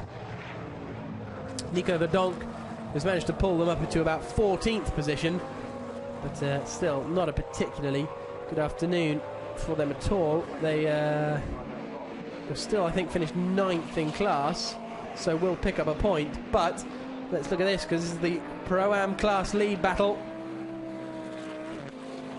On the Exeter Club, Michael Bartels up behind Mark Hayek. Hayek will know what's coming at him, and he'll be as prepared as he can possibly be. Through the left-hand Kinkert Farm, and then down into the village hairpin. See how much later on the brakes Michael Bartels is.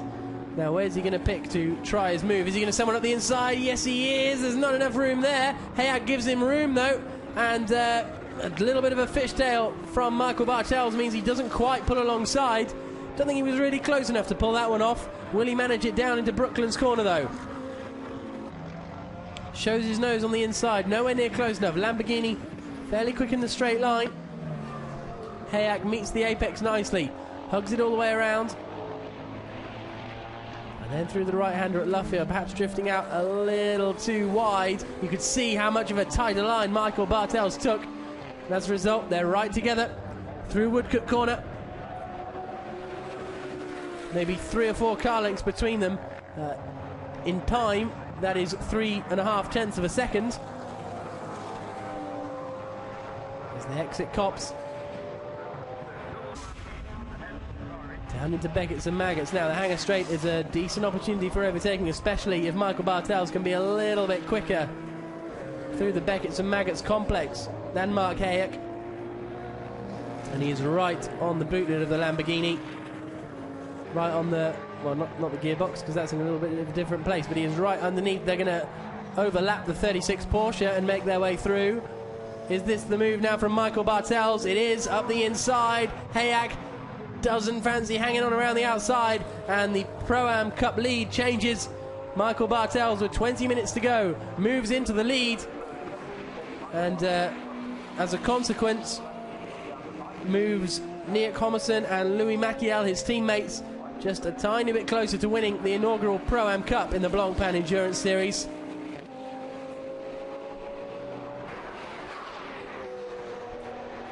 And, well, we're hearing reports of drops of rain around the circuit, which would be quite a banzai way for this race to finish, just when I think I've done all my maths correctly, and I know exactly what's going to happen, and everything's going to be fine. There's a little bit... Oh, I have actually got some on the commentary box window now, so this may provide a bit of a spicy end to the race. There's no brollies up in the grandstands or anything, so hopefully it's just a bit of a threat. and nothing actually is going to happen with 19.5 minutes remaining. There then is Christopher Mize.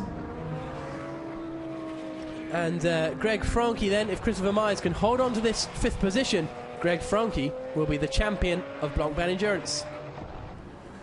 Greg, this must be nervous times, hoping that you've done enough to get that win. Yes, nervous because after my first stint, it's difficult stint because you have a start in 14th position and you have the car 2 seconds slower than me, and for the Audi it's difficult to pass because the engine is the problem in the straight, and I lose a lot of time. And after my teammate, they have a good job and they stay in the.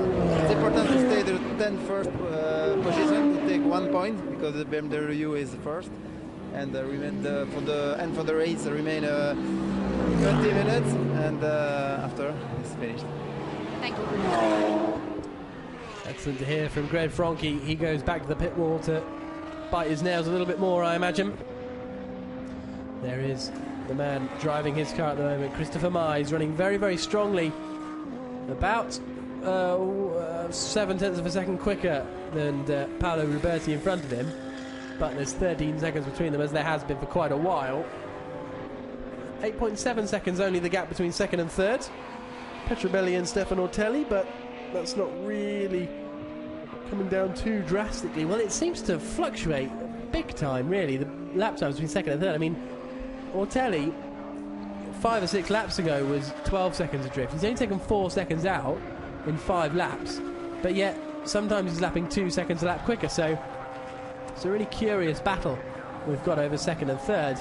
But Christopher Mize in 5th behind Paolo Ruberti will know exactly what he needs to do, and that is only to finish inside the top 8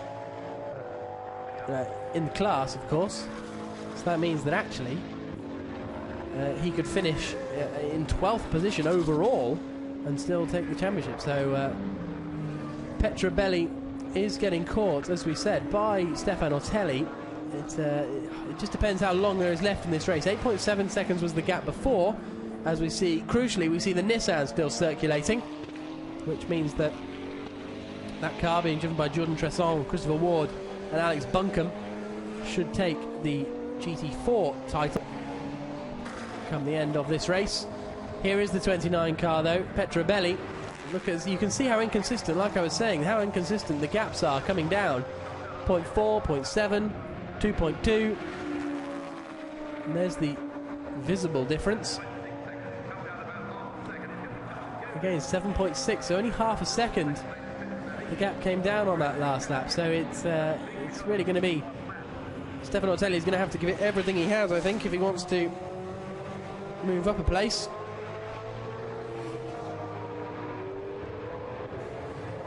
As they head down into Stowe Corner again. So there's our second place man, and there's our third place man, so it's fairly close. Ortelli's pushing, isn't he? Almost on the grass on the exit of the corner there. Manages to keep it all together.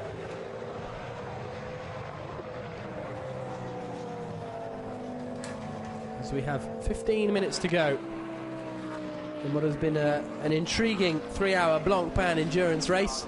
It's not all over yet. Petrobelli needs to keep up the pace if he wants to win this one. Finish second in this one, I should say. Into Abbey.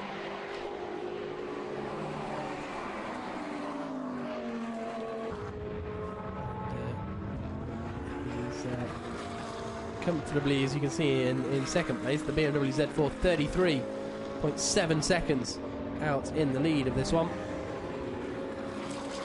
Petrobelli, the 35-year-old Italian, did FIA GT3, he's done the GT Open, bit of LMS, single seaters in Formula Parma Audi back in the late 90s, I think it was. So he will have driven around, well, again, Formula Parma Audi back in the 90s, probably would have been on the international circuit, maybe the Grand Prix circuit. But certainly plenty of experience for Giacomo Petrobelli. Maybe not as much as Stefano Ortelli, of course, who won Le Mans in 1998 and 2002 Porsche Super Cup winner. There's Greg Mansell leading GT4 at the moment. and fairly comfortably leading GT4, but as we've said before, I don't think even winning this race is going to be enough for them to take the championship. If the Nissan of Alex Buncombe and the like finish, it is still going to be them. And it's raining heavily at Abbey. Actually, it's raining heavily here. I've just looked away from the screen and up to the commentary box. Everyone in the pit lane is running for shelter. So we've got rain coming in from the west, isn't it? So this could get very, very interesting indeed. You can see the rain on the camera lens. Someone diving into the pits. It's the 22 Ferrari, so that's not really of consequence, I don't think. So 13 minutes to go, and the rain has started to fall here at Silverstone.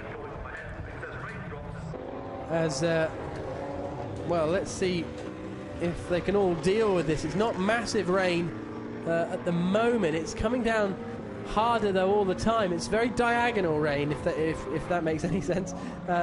So it's not really hitting the ground too badly. Looking across to Brooklands, it doesn't look too damp, which is where the cars are now. A little bit slidey, but nothing too bad at the moment. And there are dark, ominous clouds coming from the kind of Woodcut direction. So that could spice up the British Formula 3 race that we've got later. All cars must have their lights on now because it has been declared a wet track.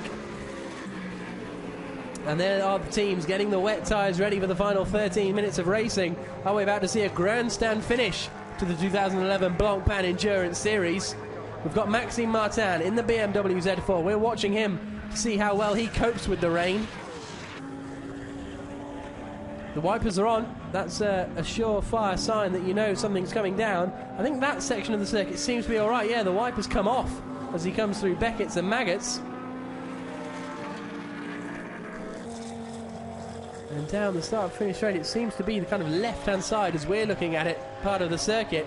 And look at that, Maxime Martin about to be overtaken by Luca Lunardi, who moves up into 6th position. Who's still running in 6th position, I should say. I should also say Dino Lunardi, as opposed to Luca. But there is our second place man, then Petrobelli. This could be key in the battle between him and Stefan Ortelli. 8.5 seconds still the difference between them.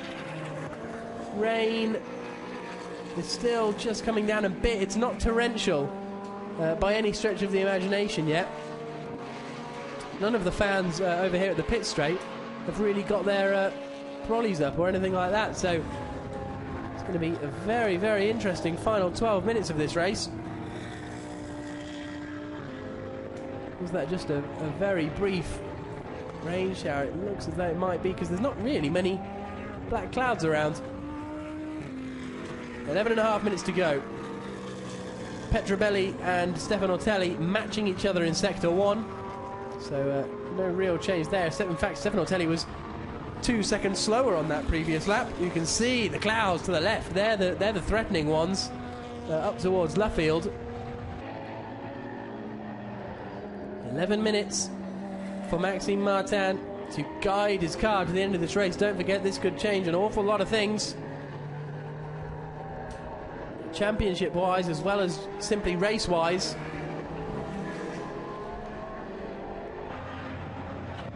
Into Copse Corner comes our race leader, flashing his lights to try and get the back markers out of the way. One of the Rhino's Liepert cars.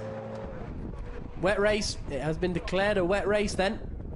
So that is the signal to say, turn your lights on and do all the necessary adjustments from inside the cockpit. Maxime Martin still able to cope. Of course, just because it's been called a wet race, it doesn't mean they have to go into the pits to change to wet tyres. It just means they have to put their lights on, something which I don't think Giacomo Petrobelli has done yet in second place. Stefan Ortelli took a second out of him. 7.5 seconds is the gap between them now, with 10 minutes remaining. So really, at this pace, we're only going to get 4 or 5 more laps, I would suggest. Petrobelli gingerly round Chapel. So we're lapping about 5 seconds off the pace at the moment, so that gives you some indication as to the level of rain we're getting. 5 seconds off the pace is not a massive amount. As Stefan Ortelli hugs the inside before coming over very late in the day to take the racing line for Stowe. 9.5 minutes to go.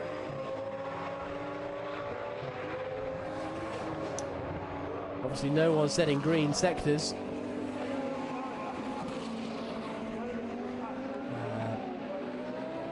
So we've still got Michael Bartels leading Pro-Am, Mark Hayak in second. The 20 car of Jean-Luc Boblig is third in class. No, he's not, sorry, he's fourth in class. That was about to affect my calculations somewhat, but Michael Bartels still looking like he's going to win the class. Mark Hayak there, second in class, just losing out to Stefan Ortelli, who has, how's he gone in this middle sector? Much quicker. Hasn't come up yet. There we go. Well, he's matched him, so he's only gone 0.3 of a second quicker than Petrobelli on this lap, so it looks as though that battle for second place, much as it has teased us with a few big drops in the gap, doesn't look like it's actually going to happen. That's a bit wide from Mark Hayak. Just struggling with grip down there at Brooklands. 8 minutes to go. Other lap times dropping even more. Maxime Martin last time round in 2:09. Petrobelli's in 2:08, so they're getting a little bit quicker now. You can see the orange and red flag being held out on the pit gantry as they try and get it a bit straighter. That obviously means slippery surface. So I assume that's just for the rain. No oil or anything has been dropped down there. So Stefan Ortelli into Beckett's and Maggots.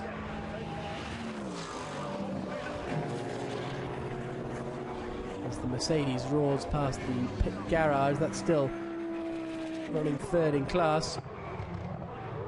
There's the gap, you could just see it visibly for a moment between Petrobelli and Stefan Ortelli.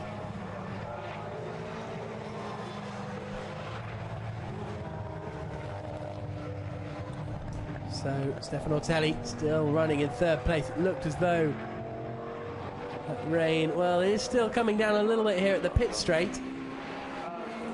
It doesn't seem to be coming down strongly enough for people to really make any changes. So the GT4 will, if they can keep running in these final 7 minutes, will go the way of the 63 car. Jordan Tresson, Christopher Ward and Alex Buncombe will finish second in class and take the GT4 championship victory, which will be great news for them, even though they've had a battle with the Lotus Evoras of the Mansells and Eduardo Piscopo all season.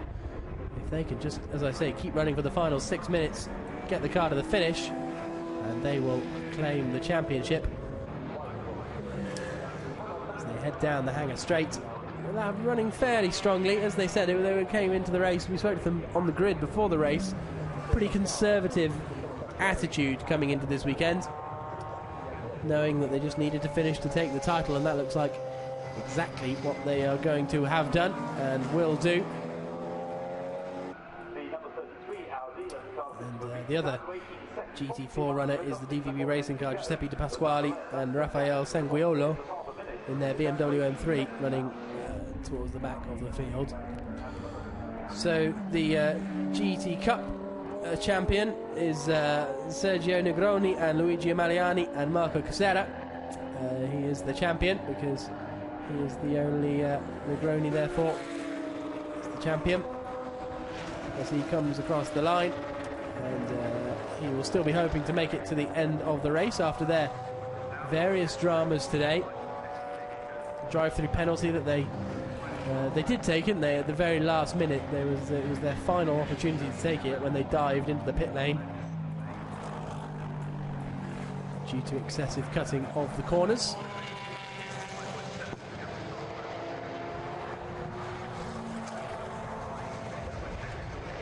Five minutes and 15 seconds remaining in this 2011 Blancpain series, plus of course the final lap. There is Georges Cabin's car. He is not out in it in the moment, is he? At the moment it's Gilles Vanelay, but if that car makes it to the finish, Georges Cabin will take the championship in the GT3 Gentleman Trophy. He's had a pretty commanding lead coming into this weekend, ahead of Giorgio Podi. He was the only man, Piodi, he was the only man who could stop him, and I think even if Piodi had turned up, there probably wouldn't have been enough cars in that class for Piodi to take the win, and for Cabin to finish 6th. So comfortable win, Gentleman Trophy in the end for Georges Cabin, who has won every race this year in the trophy, apart from Spa, which he didn't compete in the ruffian racing Lamborghini. So Michael Bartels is going to be the only driver in that team who doesn't take the Pro-Am Cup Championship. He's the man driving the car, he's the man who has helped them on their way, but it's going to be the other 2 drivers in the Pro-Am Cup, Nick Homerson and Louis Maciel, who are his teammates, who are going to be the Pro-Am Cup champions if nothing goes disastrously wrong in these remaining 3 or 4 minutes. They were the underdogs coming into this weekend, 5.5 points behind Frank Morel, Jean-Luc Bublik and Ludovic Badi, but a very, very strong performance, culminating in what looks to be a Pro-Am class victory for them.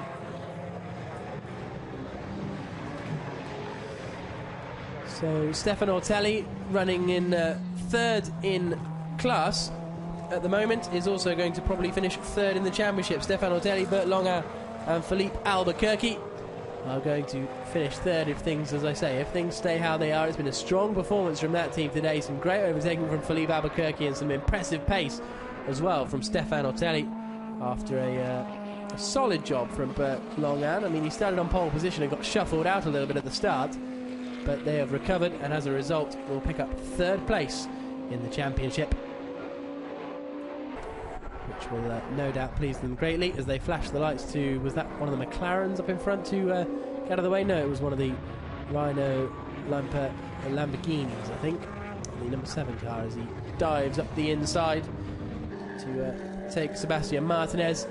2nd in the championship then is going to be Marcus Pautala.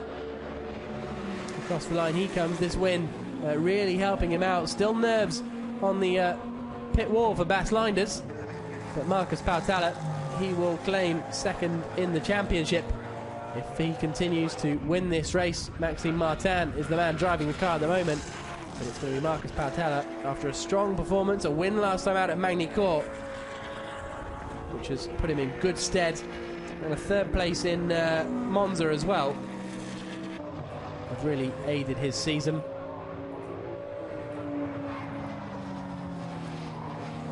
As he comes down the Hangar Straight, still comfortably clear, lapping in the low 2-minute 7s pretty much every lap as well.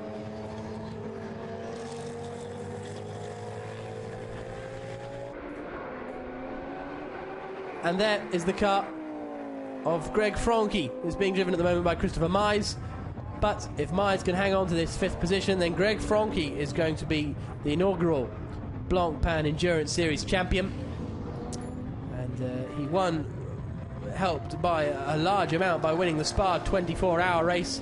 That gave him 46.5 points after decent showings at Monza and Navarra, and then a 3rd place in Magny-Cours really set him as favourite for the title. Only need to finish 8th this weekend in this race to claim the championship. It looks like they're going to do better than that and finish in 5th position, just behind their main rivals, or who were their main rivals coming into the weekend. Gianluca Roda, Rafael Di Maria and Paolo Roberti in the number 9 Auto Orlando Porsche were the main rivals, but they're going to end up down, I think, in something like 4th position in the championship. So 30 seconds to go. Where is our race leader? Here he is. So I don't think this is going to be the checkered flag has been picked up by the start line marshal, so we'll see whether we get one more lap out of this. Through Luffield corner comes Maxime Martin. They've had a very impressive drive in the BMW Z4 as they go on to start their final lap of the race. 13 seconds remaining as they cross the line, and this 3-hour race, which will close the Blancpain Endurance Series, means that Bas Linders is going to take the victory alongside Maxime Martin. Bas Linders started the car, made a great move to get past the Alpina just towards the end of his stint. Nicky Meyer-Melnhof was just overtaken. Marcus Pautala took over for the middle stint, had a fairly solid stint really. He didn't get involved in much on-track action, just comfortably held it out towards the front of the race. Then the puncture and various other misfortunes for other drivers meant that he inherited the lead. And when Maxime Martin took over, a driver of his calibre is not really going to do anything wrong. Maxime Martin, Formula Renault Belgium, the French Clio Cup winner in 2008. He won here at Silverstone back in 2009 in FIA GT3. And he is about to win again. We just saw a little glance of Marcus Pautala sitting on the pit wall. He's about to watch himself, bizarrely, become second place in the championship, runner-up in the first year of the Blancpain Endurance Series. Stéphane Rattel had a little press conference earlier today saying what a success this series had been and its expansion plans for next year. This is the battle for second place. It's not over. Stéphane Ortelli he's got sideways. Has that cost him? That could be the moment that denies Stéphane Ortelli the second place in the race. But he's right up behind as they head towards Abbey. So this is second place. Petrobelli in second in the 29 car. 32 Audi is Stéphane Ortelli. We'll keep an eye on that. But Maxime Martin steers it into the left-hander at Brooklands. This 3-hour race saw them start third on the grid. They've been running within the top three all race. Eventually it developed, so they are going to win with some 30 seconds advantage. Maxime Martin and Marc VDS Racing take the win in the final Blancpain Endurance Series race. Marcus Pautala celebrates because he claims second in the championship. Bas Linders, the ex-Minardi test driver, congratulates them as well. And here's the battle for second, and he's through. So Stéphane Ortelli is past Giacomo Petrobelli somewhere on the last lap. It was into Village hairpin, so a brilliant drive from Stéphane Ortelli. All drivers in that 32 car, Bert Longo, Philippe Albuquerque and Stéphane Ortelli have driven excellent races. They come across the line to finish second, with third place going the way of the 29 car of Giacomo Petrobelli, who started down on row 4 of the grid, all the way up to third.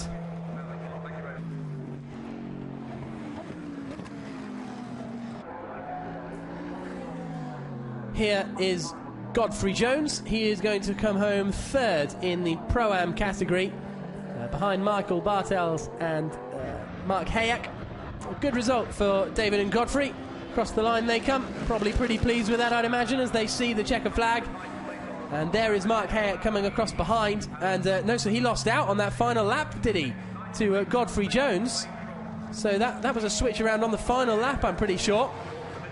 So that's Michael Bartels winning Pro-Am, with Godfrey Jones in second and Mark Hayek down in third place.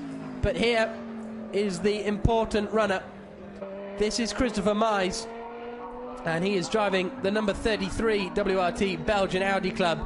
But it's his teammate Greg Franke who started the race, and he has had to watch the remaining 2 hours. And when this Audi crosses the line, Greg Franke will be the first Blancpain Endurance Series champion. Congratulations to them. All special flags hanging out the window, out the pit wall, and it's a fantastic result. 5th position. They needed 8th to seal the championship for Greg Franke, but they've come home with a 5th place in the number 33 Audi R8. A great drive and a great performance throughout the season, winning the Spa 24 Hour, which of course is the centre point really to the Blancpain Endurance Series. Now let's have a look at the second place move on the outside at Village, and then is he just going to send it up the inside? Yes. Oh, he gets forced out onto the grass, and then I see. So then Ortelli goes wide.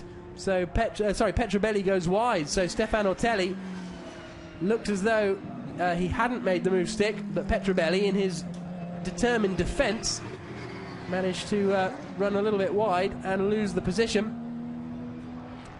So the cars slow down. There's our race winner, Maxime Martin.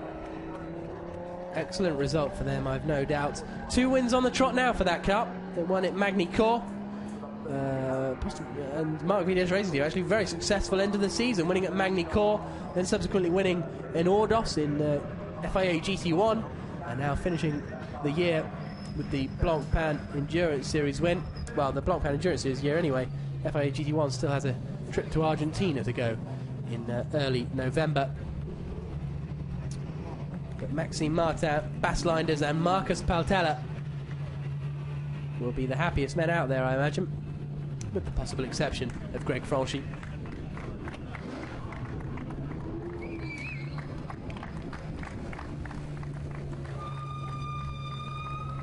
So out climbs Maxime.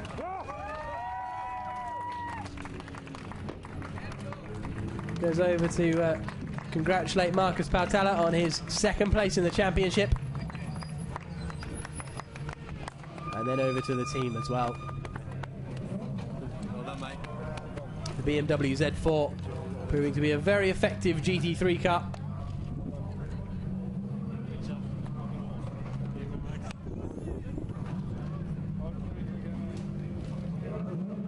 So thumbs up from Maxime Martin. And there's Bas Linders waiting for a little handshake. There it is. Bas Linders, former British Formula 4 champion, German Formula 3 champion, set the way up at the start and really put the BMW in good stead for the remaining part of the race.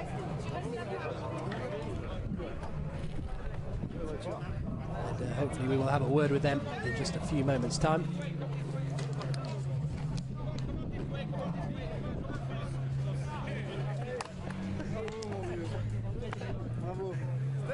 There's Stefan Ortelli, who took the position on the very final lap then, and he deserves a great congratulations. They're very pleased with him, as you might expect, really.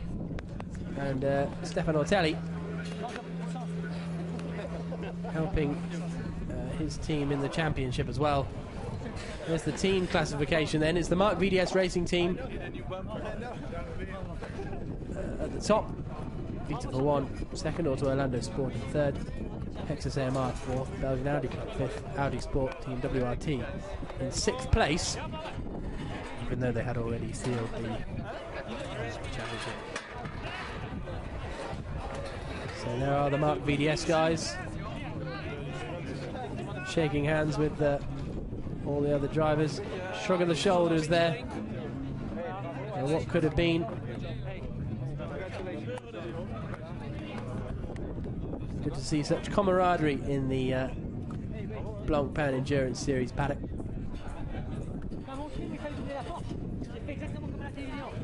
Pose for a little photo. It's the only way, because on the straight it's no way to pass. Philippe Albuquerque, as we said, no way to pass on the straight, so he had to find some clever ways, did Philippe Albuquerque, which he managed up the inside into Luffield, and then one of the other Audis made the late move into Village, because the Audi just a little bit slower on a straight line, but its strength really coming in the corners. So it's been a great race here at Silverstone and a great way to end the season. So let's hear from our winners, the Blancpain Endurance Series Silverstone winners. Congratulations, Max. What a way to finish the season. Yeah, it's perfect. We had pole position at Spa, victory in Monaco, victory here in Silverstone. So it's nearly the perfect end of the season with the car. And Marcus, obviously a great finish for you in the Drivers' Championship. Yeah, it's great to be second, and as great is to win the last 2 races. So it's just good stuff. And Bas, looking forward to next year? Yes, of course. We would have to thank Mark van der Straten for the confidence he has in all the team. And yeah, we hope to be back next year, of course, and then maybe go for the title. Thank you. Congratulations. I've no doubt we'll see those drivers back in the Blancpain Endurance Series next year as the series continues to expand. I say continues to expand. This is, of course, the first season of the Blancpain Endurance Series, and as I mentioned earlier, Stefan Rattel saying what a success it's been and talking about the expansions that are going to happen for next season. And such big grids have been the hallmark of this season. A huge crowd of people down outside the podium, as well as plenty of photographers there too. The BRDC clubhouse was packed with spectators, all standing along the top there, but they've gone inside probably to shelter from the wind and the rain, which never really came. It threatened to upset the end of the race, but in the end the weather behaved itself, and we didn't have any dramatic finishes to the weekend. As you can see, a bit of a grey sky above the Silverstone wing, but nothing too dramatic, which hopefully will mean we'll have a nice clean Formula 3 race a little bit later on. Let's hear from Greg Franke. He is the 2011 Blancpain Endurance Series champion. Congratulations, Greg. You are the 2011 Blancpain Endurance Series driver champion and team champion. Congratulations. Yeah, thanks for all the team, all my teammates during the season, because I changed a lot of teammates for 24 hours. Thank you for Matthias, Timo, all the year, Andrea, and Christopher Mies for the last race. Thanks for Audi Ducati, and the Belgium Audi and Audi Sport. Thanks a lot. Just amazing for the first year. The Blancpain Endurance Series, I win the championships. It's fantastic. Thank you, Greg. Thank you. Well, Greg Franchi, very happy as you'd imagine, jogging up to the podium. And there you can see the winning Lotus just there, the blue Evora, green Evora. What's happened to my colour recognition there? As we wait for the drivers to appear on the podium.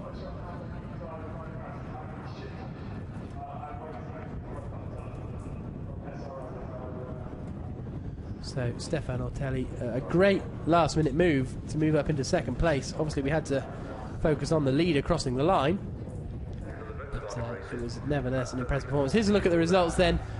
4 different manufacturers in the top 4, which is good to see. Linders and Paltala and Martin taking the win. Porsche in 4th place. Fairly quiet second half of the race for the Porsches, really, but they did well to climb up the order from their fairly lowly starting grid position. 2 Ferraris in 7th and 8th, AF Corsa and Vita for 1. Then, of course, we have the Pro-Am class winners there in 8th place, Nick Homerson, Maciels and Bartels. Homerson and Maciel taking the Pro-Am title. These guys all 1 lap down. Mark Hayek and Peter Cox finishing 3rd in class, which I think will please them. They were just hoping to pick up a podium.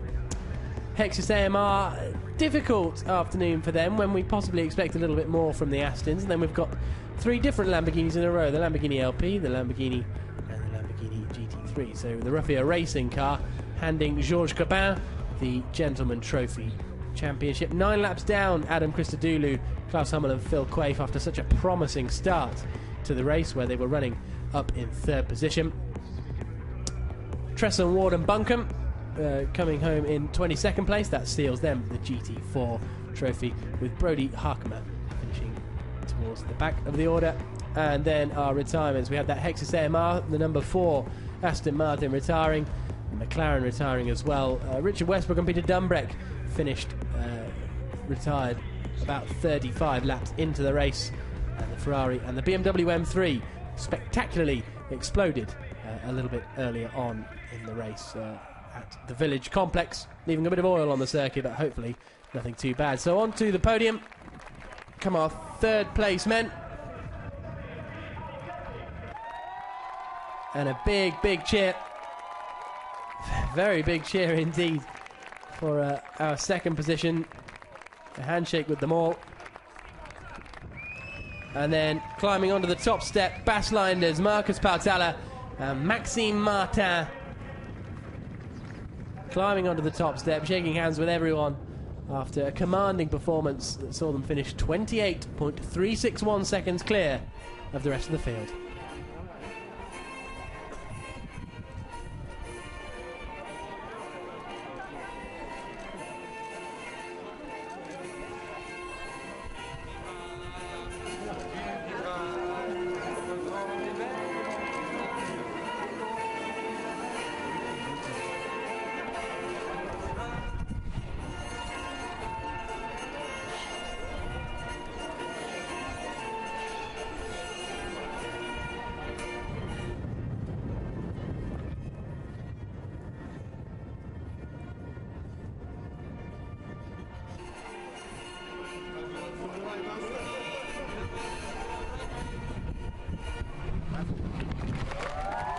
So congratulations to the top 3. Mark VDS Racing Team. So the 3rd place men receive their trophies.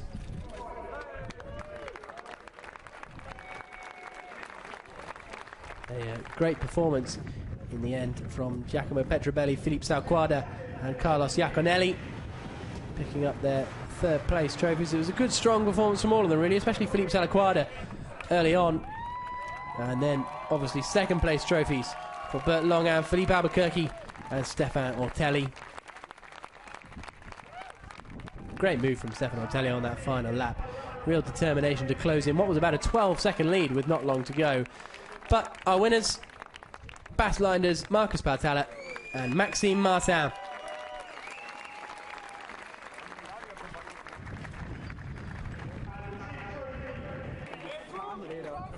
And the team trophy as well, going the way of Mark VDS Racing, of course.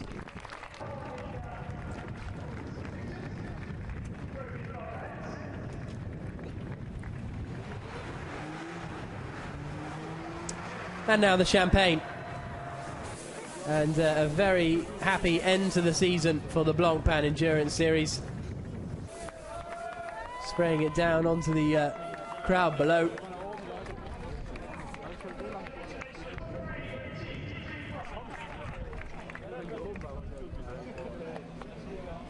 And it really was an impressive drive. It was a great four-way battle, really, that we had for the lead early on. It's a shame it disintegrated a little bit through the various dramas, the lead battle that is, but we had scraps going on all the way down the order with every single category, really, apart from maybe the cup category, because there was only one of them, but there was still plenty of action to keep us entertained through that 3 hours of excellent racing around this Silverstone Arena circuit, which is really showing itself to be a very good circuit, not only for the drivers but also for overtaking. It's very rare you get both a good overtaking circuit and a circuit that the drivers love in one fell swoop.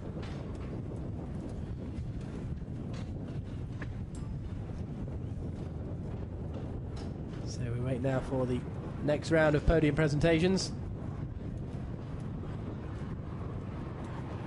which will of course see all of them presented.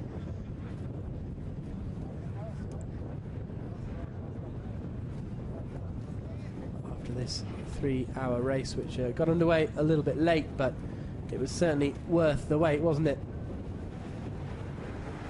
As you can see the crowd down in the podium. You can see me actually too on the top of the race control building in that little box. That's where I've been watching the race from as we wait for our remaining podium finishers to come out. And so it's Greg Franke who takes the win in the overall championship. He wasn't up there on the podium. There is Mark Hayek and Peter Cox climbing onto the third step of the podium. Good performance from Peter. Mark doing well to cling on to that final third spot. Second place goes the way of David and Godfrey Jones. I think they'll be pleased with their Mercedes SLR's performance this weekend. And the winners, and therefore the Pro-Am champions, the number 2 car of Nick Homerson and Louis Maciel, with Michael Bartels up there. He's a winner, but he's not the Pro-Am champion.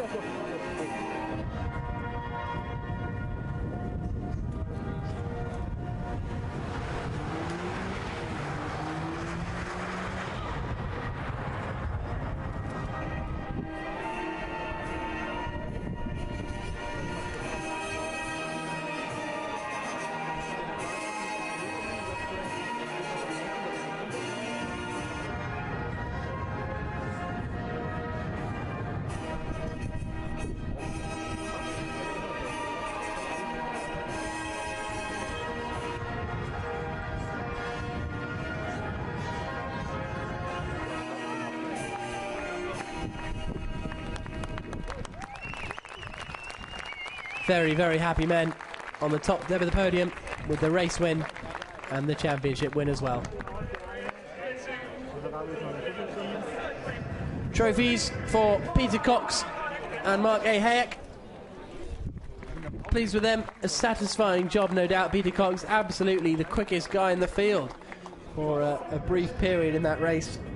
Really commanding drive from him. David and Godfrey Jones received their trophies. Best result of the season for them in Blancpain, and possibly even in compared to British GT as well. But our race winners, Nick Homerson, Louis Maciel and Michael Bartels.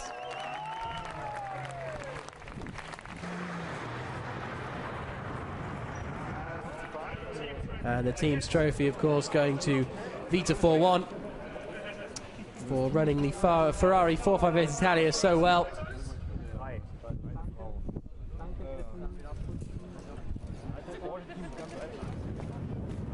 And they posed for a few photographs before the grid girls probably leg it out of the way.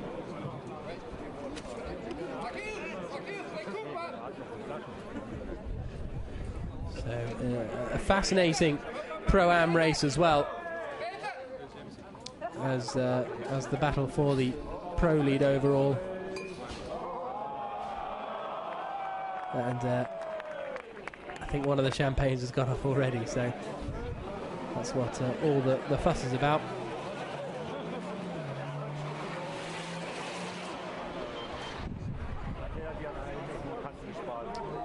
So our Pro-Am champions of the season, Nick Homerson and Louis Maciel on top of the podium.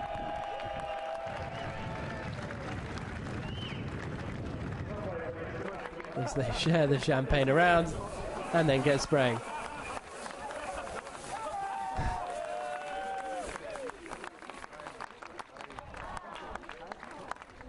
So congratulations to our top three, of course. Vita 4-1 team, as well as the Pressy Spark team of Godfrey Jones and David Jones, Blancpain writer Mark A. Hayek and Peter Cox. And it's those two of those three anyway, that are the champions in Pro-Am this season, after a very strong performance from the pair of them this year.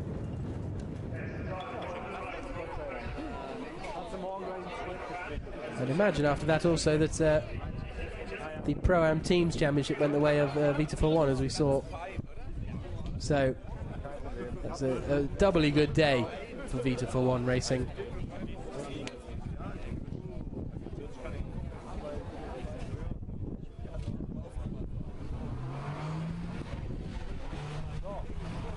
So it's still the crowd assembled down there.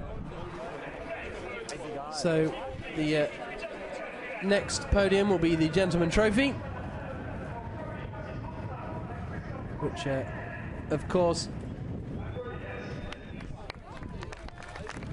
we'll see Georges Cabin crowned the champion.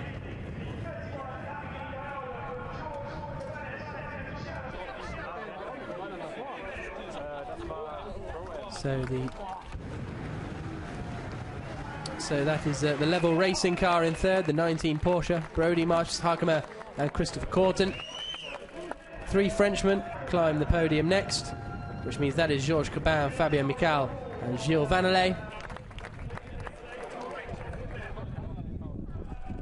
with Chris Diamond, Robert Hissam and Lionel Kamol taking the top step of the podium in their Ferrari 430 Scuderia.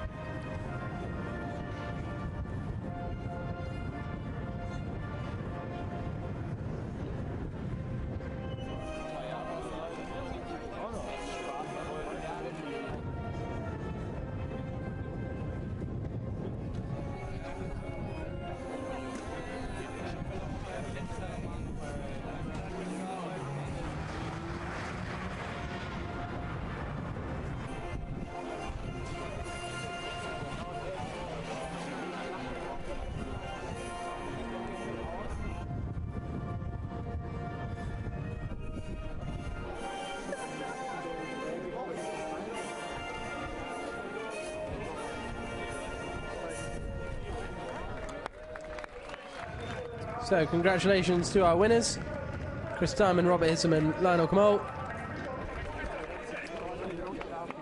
There's the third place trophy to the two Belgian drivers, Brody Mashes Hakema and Christopher Corton. Corton, of course, who came in early on with a puncture.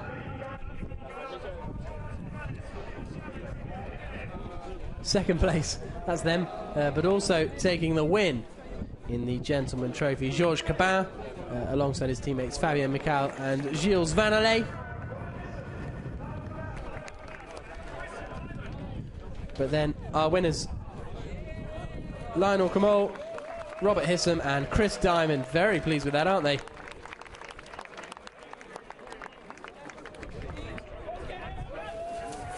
And there's the champagne. They're going for it, aren't they? That was a lot better than the Pro and the Pro-Am's attempt at champagne.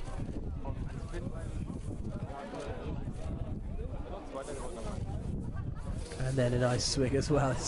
Someone's still not finished with the attack. So Georges Cabin, all he had to do really was finish the race. He's done that, and he has subsequently won the 2011 Blancpain Endurance Series Gentleman's Trophy. All of those drivers delighted to be up there on the podium.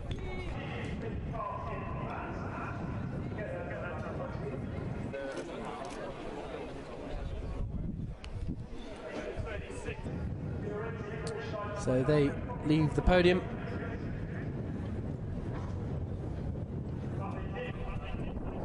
And before a few more poses, that of course is the Level Racing Porsche team. Came in, as I say, with that early puncture, still managed to finish on the podium, which is great work from them.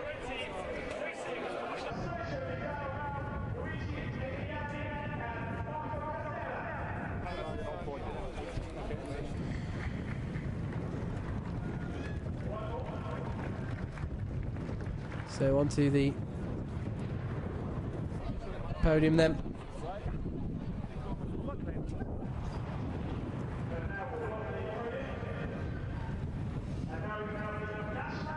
This is the Cup winners, Sergio Negroni, Luigi Maliani and Marco Casera.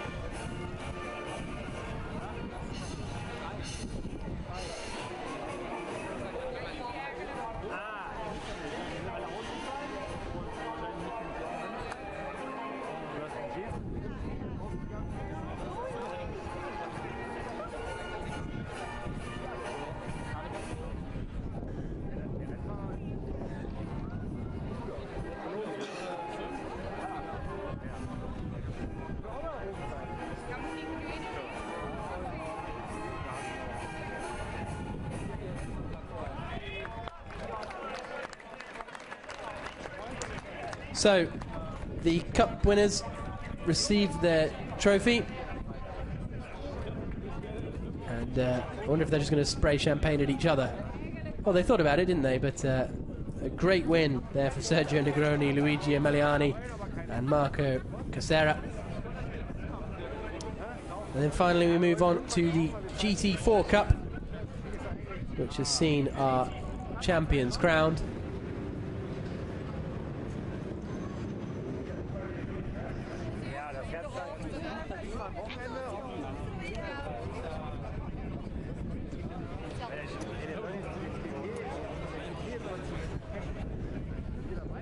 So, one more podium to come, which will be the GT4 trophy. And the champions, Jordan Tresson, Christopher Ward and Alex Buncombe will be climbing onto the podium, only in second place for them.